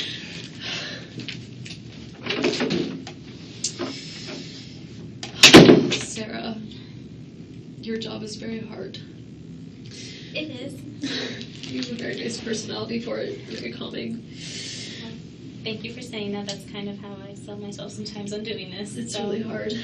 Do you know Gwen? Gwen Williams? Yeah. To be honest with you, I think you did a presentation at a Red Cross human trafficking. Sure I Yeah. did. Okay. This was a disaster, Sarah. You've positioned yourself as a groupie to a rock star now. You saw her on stage doing a presentation, or a presentation, whichever one it is, at a Red Cross event. Do you want to get your book signed, Sarah? Because At Salvation Army? yes. Yeah, Mhm. that was me. I thought so. Because when they were kind of telling me, who I was going to be talking with, I was like, that sounds familiar. And I had the boys there that morning, and that's why I like talked and And I ran remembered out. you talking about your boys, actually, too. Well, it's good to see you again. Sorry, under these circumstances. I feel like I'm in the middle of a nightmare. This isn't something that anyone plans on going through or wants to go through. We were So divorced. It wasn't good, but like, this is never something you would ever want to happen.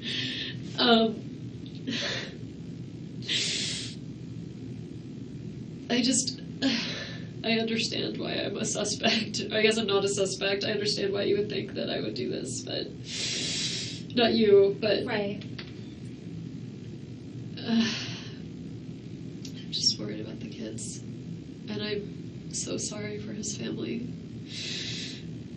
And for his children who are now going to grow up without a father.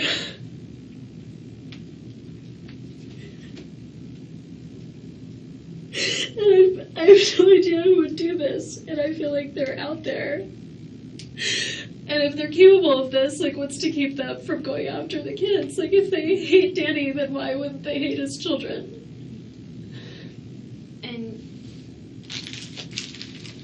And you know, they're doing this investigation now to kind of figure out what happened. He didn't do it to himself. There's no way he did it.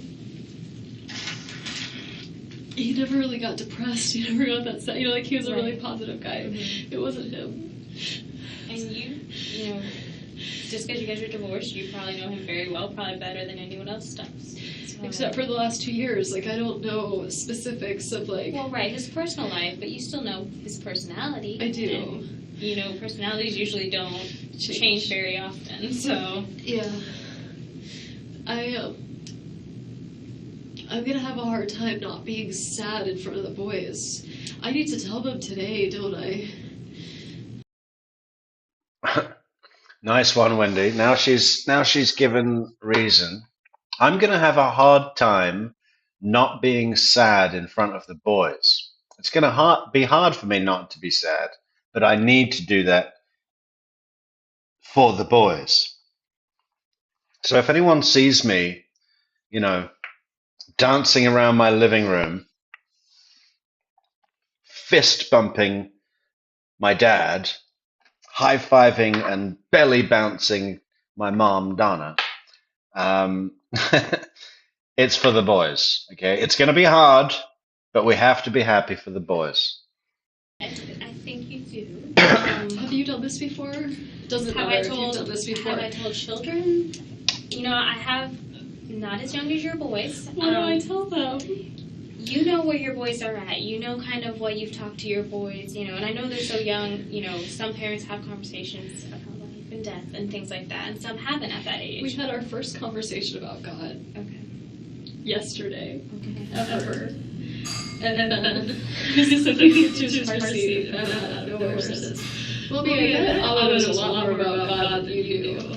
And I said, well, I said, different people have different beliefs about God. So we get to the car, and then I was like, is God a man or a woman? I said, well, some people believe that he or she is an old white man with a long white beard. And Lincoln, who's 3.5, said, is Deb H still here? God is dead. And is Ben's your oldest then, and then who's your 3.5-year-old? Lincoln. Lincoln? And I love that name. I said, Lincoln, like, I was like, it's like Nietzsche in the backseat. Like, I was like, Lincoln, who's still in diapers, but is having a sophisticated conversation about God. And I just was laughing and laughing, and they were asking such interesting questions, and I was answering them with, like, different people think different things. And, you know, but it was just our first time we ever had a conversation. Really, they talk about superheroes a lot, and so sometimes they'll joke, they'll fall over and be like, I'm dead, and I say, I really don't like it when you say that. And, you know, they've talked about, like, animals being like he was dead, like, on the ground, and they even quasi-understand Lincoln's named after my grandmother, and whose initials are LJ, so his initials are LJ. He would say to my mom, who's still very heartbroken over the loss of her mother, he'd say to her mom, like, is your mommy dead? And she'd say, yes, you know, you're named after him. And he'd say something like, well, is she in heaven then? You know, like, so they have some fleeting concept of things like God. They know heaven. I mean, I don't know. And let me just kind of back. I'm not sure what investigator Isom kind of told you. You know that he's still alive. No, I didn't know that. Okay. He's. Is he possibly gonna make it? I don't know the answer to that. I know he made it sound like he was gone. Will he be able to point to a photographic lineup? Will he be able to indicate a primary suspect and tell us where he's from? So does that mean that he might be okay? You don't I know? don't think, from what it sounds like, I don't think he'll be the same. Okay, but he might make it. I don't want to give you that false hope. I'm sorry, I just thought he was gone, and now I don't know what to tell. It's sort of a game changer. I know, and that's why I was kind of asking you. I don't know what to tell who. Ben and Lincoln or main base?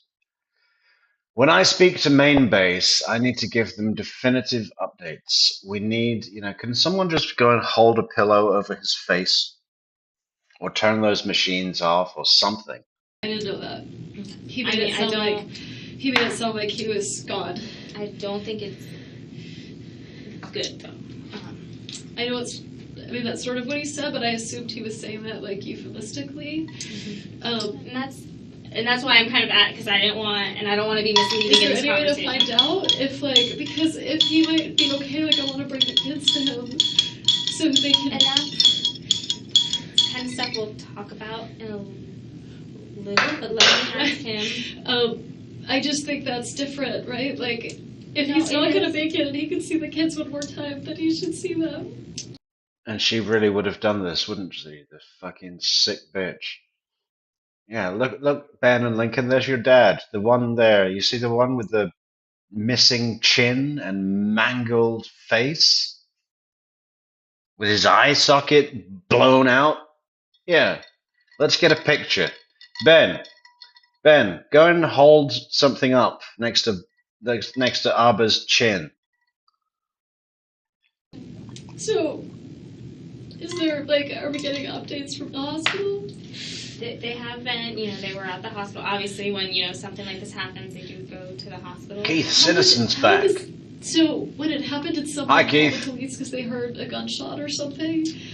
How would they know to, did he call the police? How would they know to take him to the hospital? I don't know the answers to all these, and I'm not, I'm going to let, when Investor Ison comes back in here, I'll let you kind of ask some of those questions. Okay. Okay? Okay. But I didn't want you to think, I'm sorry, I just didn't want you to think that he was I thought he was gone. And that's what I was getting from your conversation, and I didn't want it to be. If he's still alive, I need to make different choices. Right. I want the boys to be with him. Well, I don't know. I mean, if he looks scary, then... Right.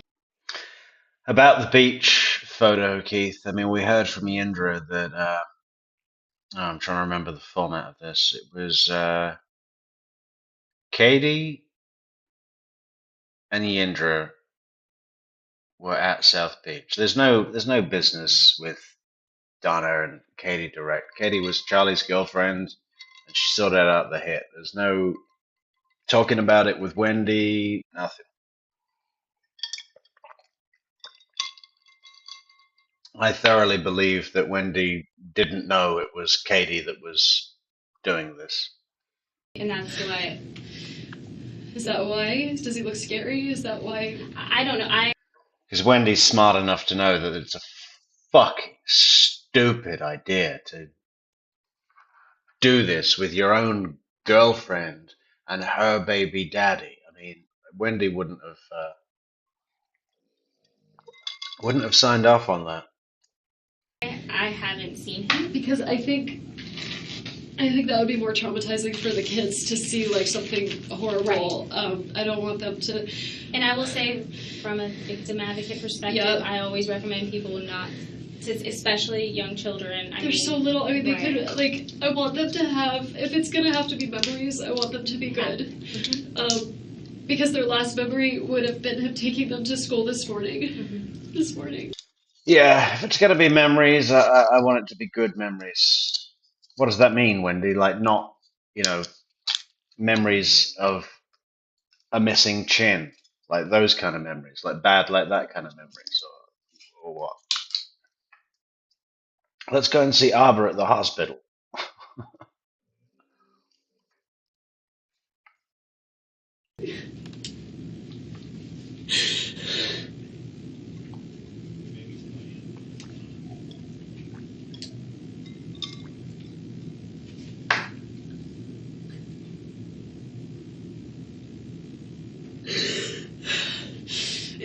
Is the police officer still at school? Are the boys safe there right now? I don't know the for sure answer to that, but I do know that they checked on them. And I know they checked on them, but the kids, I just want to make sure they're okay. Let me go talk and let me ask them that for you. Wendy, look at me. There's no reason for them to think that anything's going to happen to the boys right now, okay? Okay. And I just want you to know that no indications that. But why would someone do this? Like, why wouldn't they just come after my whole family? I do hear your concern. I do. I just want you to know, though, like, if there was an indication. I mean, there's no indication some crazy person was gonna kill Danny, so why would they not think someone was gonna, like, anything could happen, right? From what I understood, that there was someone that was at the school. They didn't find anyone, like. I'm just imagining this crazed gunman waiting in a car outside the creative play school, hungrily awaiting their departure so he can take fire.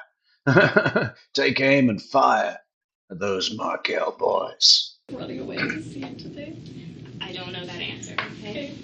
I'm sorry. I know I'm giving you a lot of I don't know. I know I'd rather that than you make something up, but I just have no idea what's happening right now. I'm sorry. Let me go see and try to talk to Investigator Isom and see if he can give you a little bit more clarity. Okay, thank you.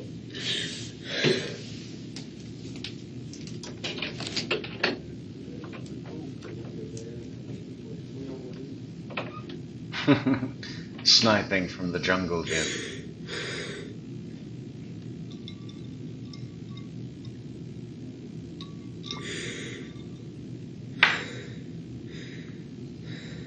Oh.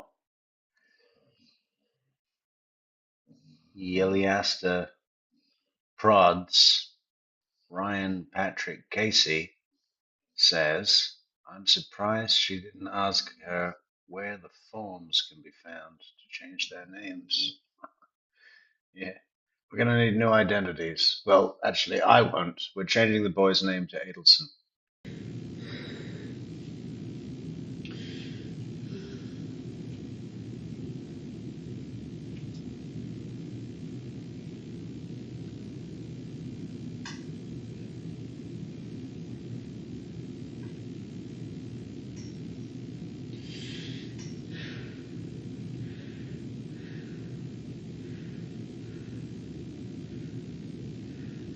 No, you're wrong there, Lisa. Mona Lisa.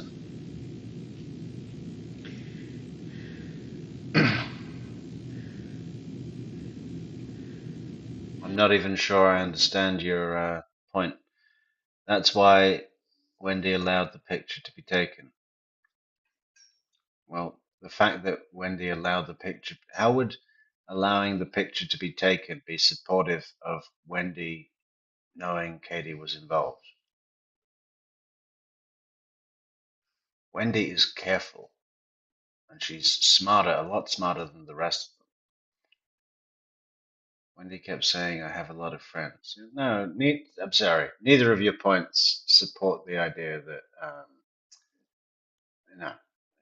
You need to look at it again. Go through every single step, and you'll see the truth.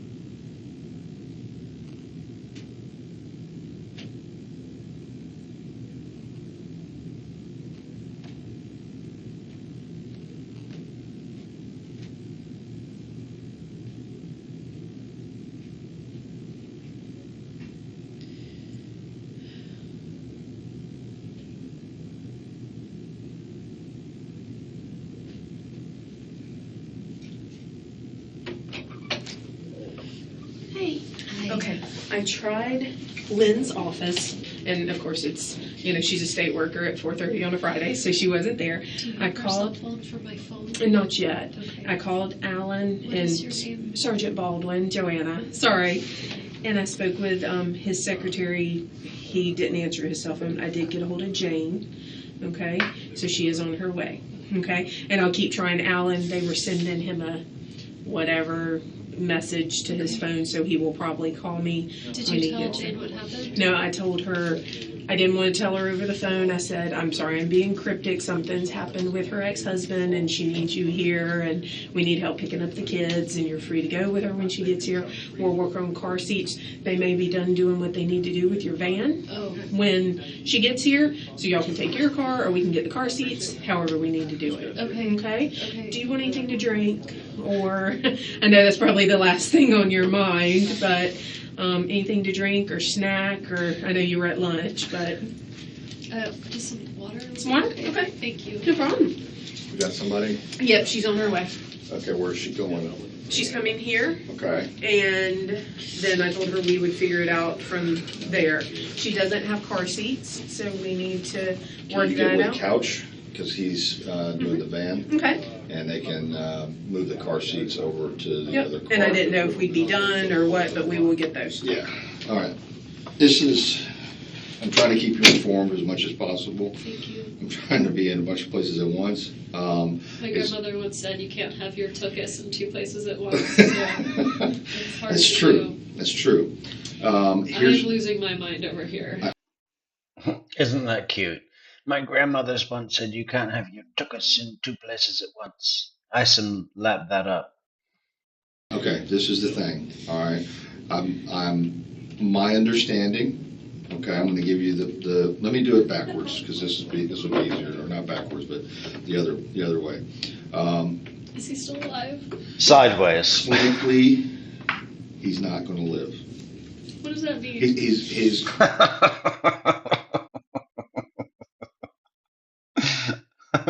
I really do love Isom. I mean, what a character. Is he still alive? Clinically, he's not going to live.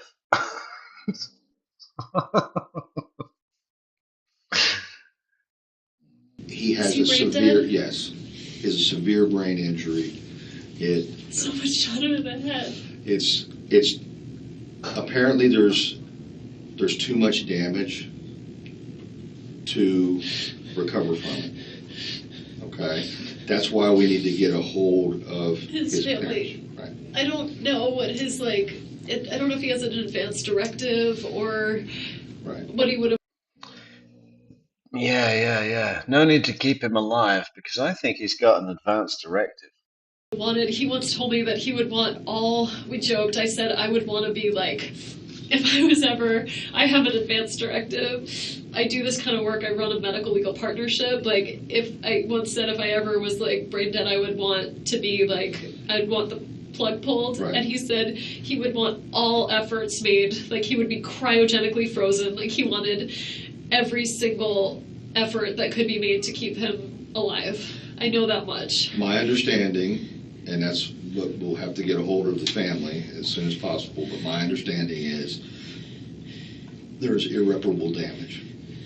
There's nothing that can be done. I mean, I'm not there, I wasn't there, but I understand from previous cases that the brain, his brain is damaged beyond repair. There's nothing that can be done for that. Is he still alive? Should I bring the kids to see him? No. He has severe facial injury. I'm sorry, and I know this is tough, but I would not want my children to see. Okay, I just thought I got this inkling that maybe he was like still somewhat conscious and I No. wanted him to get to be with them if that. Okay. I'm sorry. Okay. I'm sorry about that, but that's Okay. the way it is. They, like I said, Okay. there's severe injury, trauma. Okay. All right, Is so there someone is there a doctor working on him or are they just? there's doctors. Yeah. Are they trying to save his life or is he just on pain management? At the trauma bay, the ER, Yeah.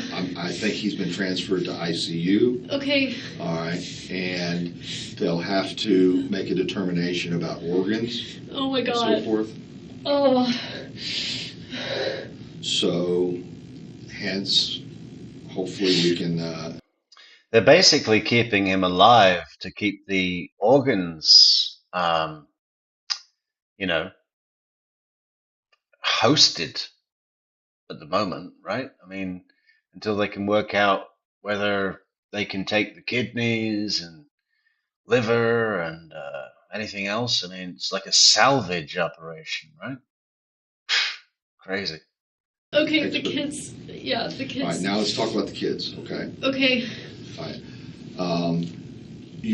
I don't know who the contact person was. Was it one of the ladies that you were eating I with? think No. Miss McPherson. I thought I wasn't supposed to contact them, so I didn't ask about those two because I thought it seemed. Anyway, I That's asked fine. 2 other women I'm friends with. Okay. Yeah, I hadn't prepped either one of the ladies I was having lunch with. Makes me wonder, we know she prepped Jane because we know about the walk. We know the context of what was discussed on the walk. We know that it was to discuss Jeff's quote unquote sweaty lunatic outburst in Gainesville. That's confirmed. But the question for me, is perhaps did she also prep Lynn Grossman, who seems like she wouldn't be nearly as susceptible to influence as Jane. You can tell Jane was child's play for Wendy to direct and manipulate easily. But Jane's a bit older. I mean, Lynn is a bit older. I mean, Jane's older than Wendy, but I think Lynn is a bit older still and seems more, feet on the ground kind of person. That are familiar with I the think children? Jane is who they got. Does the daycare place have to be contacted to allow her to? Oh, I kind of thought I would go with her. Okay, here's the thing, all right. As soon as this phone comes back, Yeah. I have to ask you some questions about I've already known about the phone. Yeah. Would it be possible for? It would be weird for Jane to, Jane likes the boys a lot, but it would be better for Lynn to pick them up, just because Lynn has picked them up before. Like when Danny had a back surgery. Yeah, let's bring They're Jane really, in they here. call her Aunt Liddy. They're really close with her. If we could get her cell phone number, Okay. or Does Lynn her and Jane know daughter, each other at all? probably a little through Through me, you, but not friends. yeah. I mean, Jane would be. Jane's a therapist. Like, she'd be very comforting. She has 2 kids of her own. She'd be fine. But Oh, I'm Jane trying does not to have freak kids. the kids out any more than necessary. So, Lynn or Alan, her husband, Alan or Lynn would be the best choice. You don't have a number by heart for them? No. Okay. Yeah, let me go check with Joanna and see Please. where she got. If she got far with them. The reason being is, You need to talk to me. yes. Okay. And you've been great. I mean, you understand exactly how we have to do things, and I haven't had to explain a lot of stuff, but really, I feel the need to. I really want you here. Okay. If and you're not under arrest or anything like that. I understand why you But, think I'm the but- primary suspect. No, you're not the primary suspect. I have to work just as hard, whether you were or you're not, Okay. Okay. I understand. to show what your activities were. Yeah. Okay. Yeah.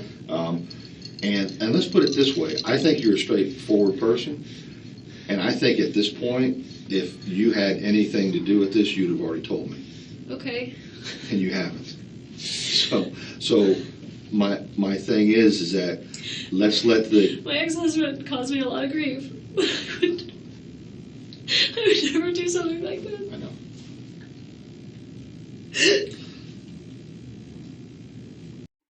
That was me, Pariah. I'm just trying to dissolve this medicine in some water, but there's ice cubes. So it makes this nice cowbell sound. I feel like I'm out on the western plains. And it's So gonna. I understand why I would Okay. be the person you would think would do something, but Well, we have to work just as hard to eliminate it's people. fine. I want to figure out who this is because Right. I'm honestly worried. Well, let me ask you, if you found out that this was someone that you personally know, would that change your mind about what should happen to that person About what should happen to that person? for prosecution purposes? No. Is there any way that you would think if somebody tried to kill my ex-husband, they should be prosecuted to the full extent of the law. Regardless of who it is. I mean, it would be different if I thought it were my brother, but I don't think it was my family. Anyone outside my immediate family, that's a tough one. Okay. But I don't think my immediate family did this. So Okay. if it's anybody else, yeah. Okay. Would kind of a strange way to answer that question.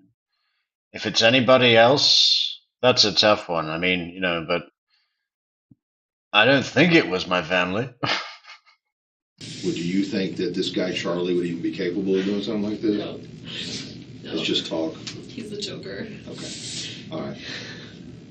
Based on the fact that the clock is already ticking, all right, and we have to do as much work as possible up front, that's why I want you to stay here, Okay. if at all possible. Okay. But you're these children's mother, and if they have somebody, You can't freak him out, you know? Like, nobody's gonna freak them out. I know, I'm just saying, like, my kids, like, they're already gonna have to deal with so much. Like, they're gonna wonder where I am, and the best thing would be Lynn and Alan, to have them hang around with them.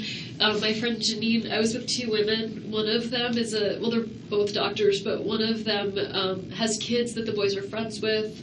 And so, like, he could go over their house. They could go over their house and spend time. I don't want them, like, where's mommy? What's Mommy's going on? busy. Mommy's busy, can't come here right now. Will that suffice? For a little while, yeah. All right. Pariah wants to rewind to what? Will a minute do?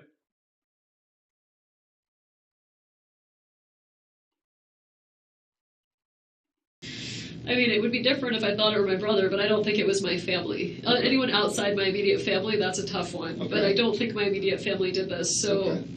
if it's anybody else, yeah. Okay. Would do you think that this guy Charlie would even be capable of doing something like this? No. It's just talk. He's the Joker. Okay. All right. Based on the fact that the clock is already ticking, all right, and we have to do as much work as possible up front, that's why I want you to stay here, Okay. if at all possible. Okay. But you're these children's mother, and if they have somebody, You can't freak him out, you know? Like, nobody's gonna freak them out. I know, I'm just saying, like, my kids, like, they're already gonna have to deal with so much. Like, they're gonna wonder where I am, and the best thing would be Lynn and Alan, to have them hang around with them. My friend Janine, I was with two women. One of them is they're both doctors, but one of them... Janine.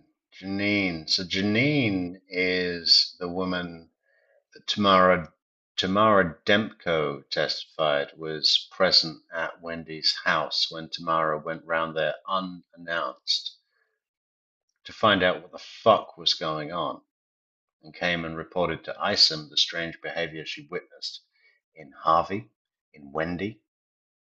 And I think she said that Donna's behavior seemed to fit with the situation, but just because she was more able to portray that. has kids that the boys are friends with, and so, like, he could go over their house, they could go over their house and spend time. I don't want them, like, where's mommy? What's Mommy's going on? busy. Mommy's busy, can't come here right now. Will that suffice? For a little while, yeah. Okay. All right. Lynn, do we have a number for Lynn? Joanna tried to get in contact with her, left a message at Alan's office for him to call. They haven't heard back yet. Can they page him? Like, do they have a... Now I know Jane's on the way here, and you just don't think she...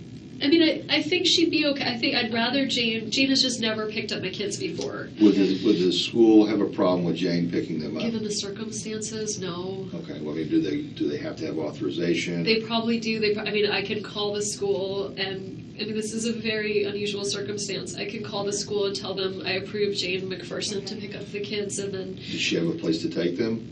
I mean, she has a nice house, a comfortable, like She a willing to do child-friendly that? house. I know she's on her way here She now. doesn't know what happened, I don't think. She Okay. just knows I'm here. All right. Let's get Jane's on her way here. All right, and the school's out on Tharp, and I'm assuming she lives up in the northeast part of town. quite an assumption. Yeah, she's off Waverly, and her husband is a writer, so both parents are around. Okay. Let's have Jane. Do you want me to talk to her, or just tell her that, or have Joanna tell? I'll talk to her. I think someone should. Jane was a victim advocate too for a while. She's in there. Jane McPherson. McPherson. My was friend she a Jane victim advocate? in Gadsden. Okay. Maybe she wasn't. She's a therapist. Okay. Did she do something with the university now, or is she just a PhD She was the 1 student? million bones woman. Okay, that's where I know it's name from. Will you coordinate with her and let her call the school to have Jane pick the children up? I'm gonna redirect Jane to the school directly. Okay. It's what's your Creative preschool. It's on Tharp. Right past there's a Magnolia school, and then there's Creative on your right. It's right up here, right? It's on Tharp. Oh, no. There's Tharp a couple. out west of town? There's a couple. I'm really bad with directions. If you were to go all the way up Tennessee Right. and turn right, like on, I think it's Ocala, right where Super Perros is, and then you'd make a left on Tharp, you'd go up a little ways more and it would be on your right. Creative preschool. I'm gonna throw up. Come in the bathroom if you need to. Okay. Do you want to go in there for a bit? No, I'm fine. Okay, well, let me know if it's that. I'm just gonna Google it, if that's okay. Creative preschool, yeah. Ugh.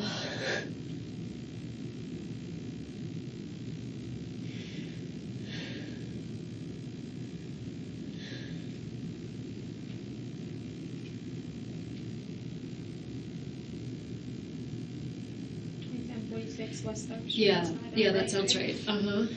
Do you want It's like a whole cast of characters. You get Jane from 1 Million Bones. Were you involved in that? I knew about it, and I know I saw a lot of stuff on it. Yeah. I can't recall if I've done anything directly with it, but... Do you want me to talk to them first, or do you want to... What would you tell them what happened, or no? No. Okay. I will talk to them.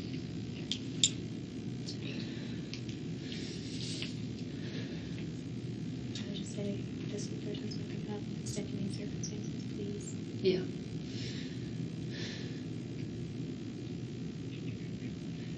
Hi, Mr. Chuck. This is Wendy, Ben and Lincoln's mom.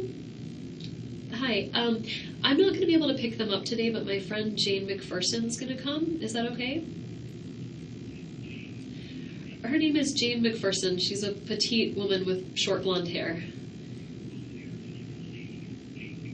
Yes. She should have her idea if she's driving. Yeah. Okay. Okay. All right. Thank you, Mr. Chuck. Are the boys doing okay? Okay. Well, that sounds great. I'm telling you, Pariah, the only person that suspects Wendy even slightly is Sarah, and that's because she's a behavior-orientated observer in her profession. You know, I mean, she picks up on some signals. And because Wendy feels like super above her because she's her age senior, she's her professional senior, and there was that whole thing where Sarah said, I saw you on stage. I love you. Will you sign my book? Okay, she didn't ask for the book signed, but, you know,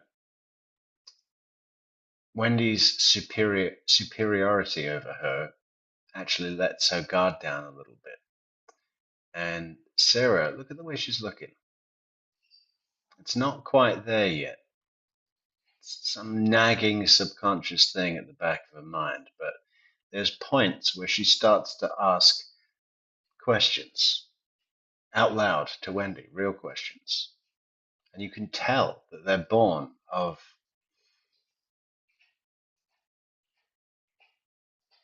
something not adding up to her. It's there, it's 100%. There's no room for interpretation. I just think that she didn't feel that she would be listened to. And probably ended up doubting herself because her senior, General Isom, that's in the room, you know, veteran investigator and all the rest of it, he's not suspicious. So she probably lacked confidence and didn't bring anything up. But, it wasn't long before Isom, I think pretty soon after Wendy went home and handed him the laptop, he started to put it together.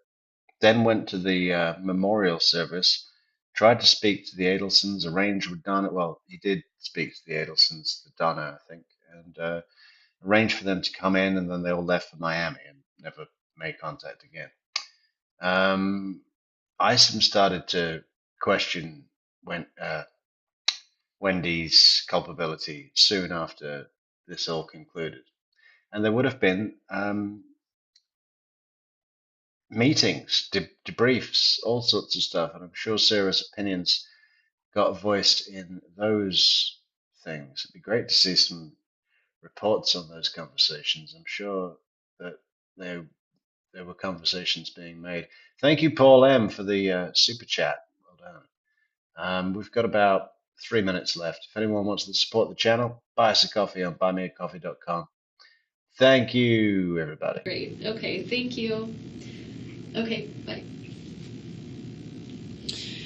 Lincoln's outside playing. Ben is in the blocks area playing with blocks. They're only a year and a half apart, so they'll be like a 14 year months behind each other every time in school, right? They have Ben's a July birthday, Lincoln's October, so they may end up a little more spaced. Okay. So like have because July he'll probably be like the young baby in classes. That was our. He'll be the older. That's what we were supposed to talk about this morning. Is like whether Ben should start kindergarten or go to kindergarten twice, or what he should do. And then he didn't call me back, which was weird. Are you thirsty? Yeah. Let me see if I. Is it Joanne or Joanna? Joanna. She said she was gonna bring some water. Okay. We're kind of all running around. Let me you get feel that like for you. not Let me grab around. some more tissues too. I've gone through. Oh, I want to be around you. I just know if I was sitting here, what would I probably want? Not much, but I'll be right back. Okay. Okay.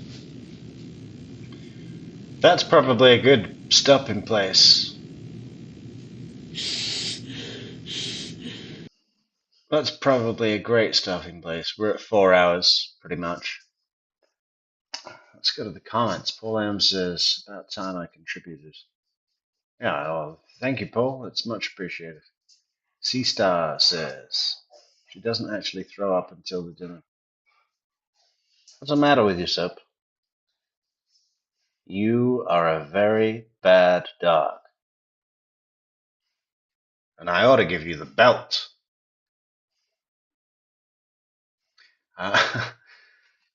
Keith Citizen says, dinner was my stupid brother, you know nothing, I let slip to Isom. Dinner was my stupid brother, you know nothing, I let slip to Isom. Took months until FBI got going proper. Had to start somewhere, and this was it.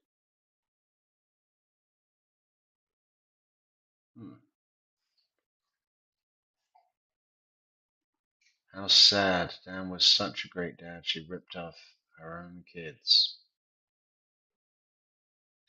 I believe she resents the kids as well. You know, there's times when she would pick them up and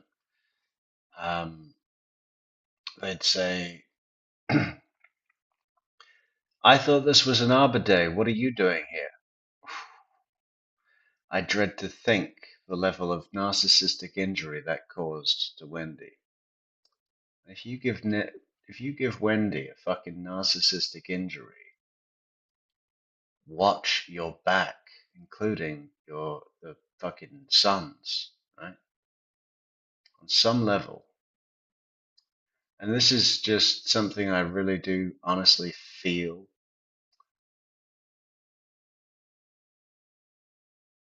Is that she loved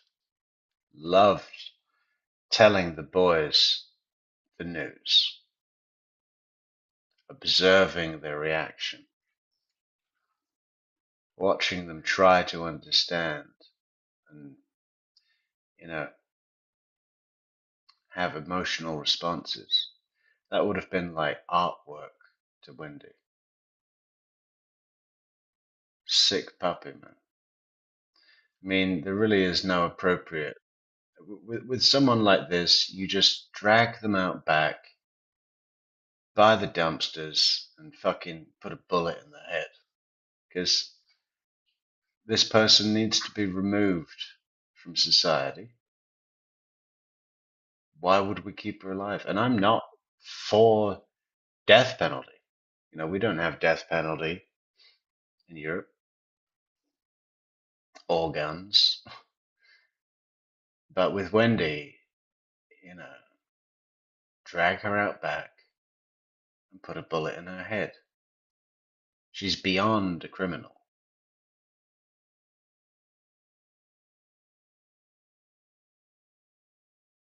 Very sick puppy. You know, and there's no helping her.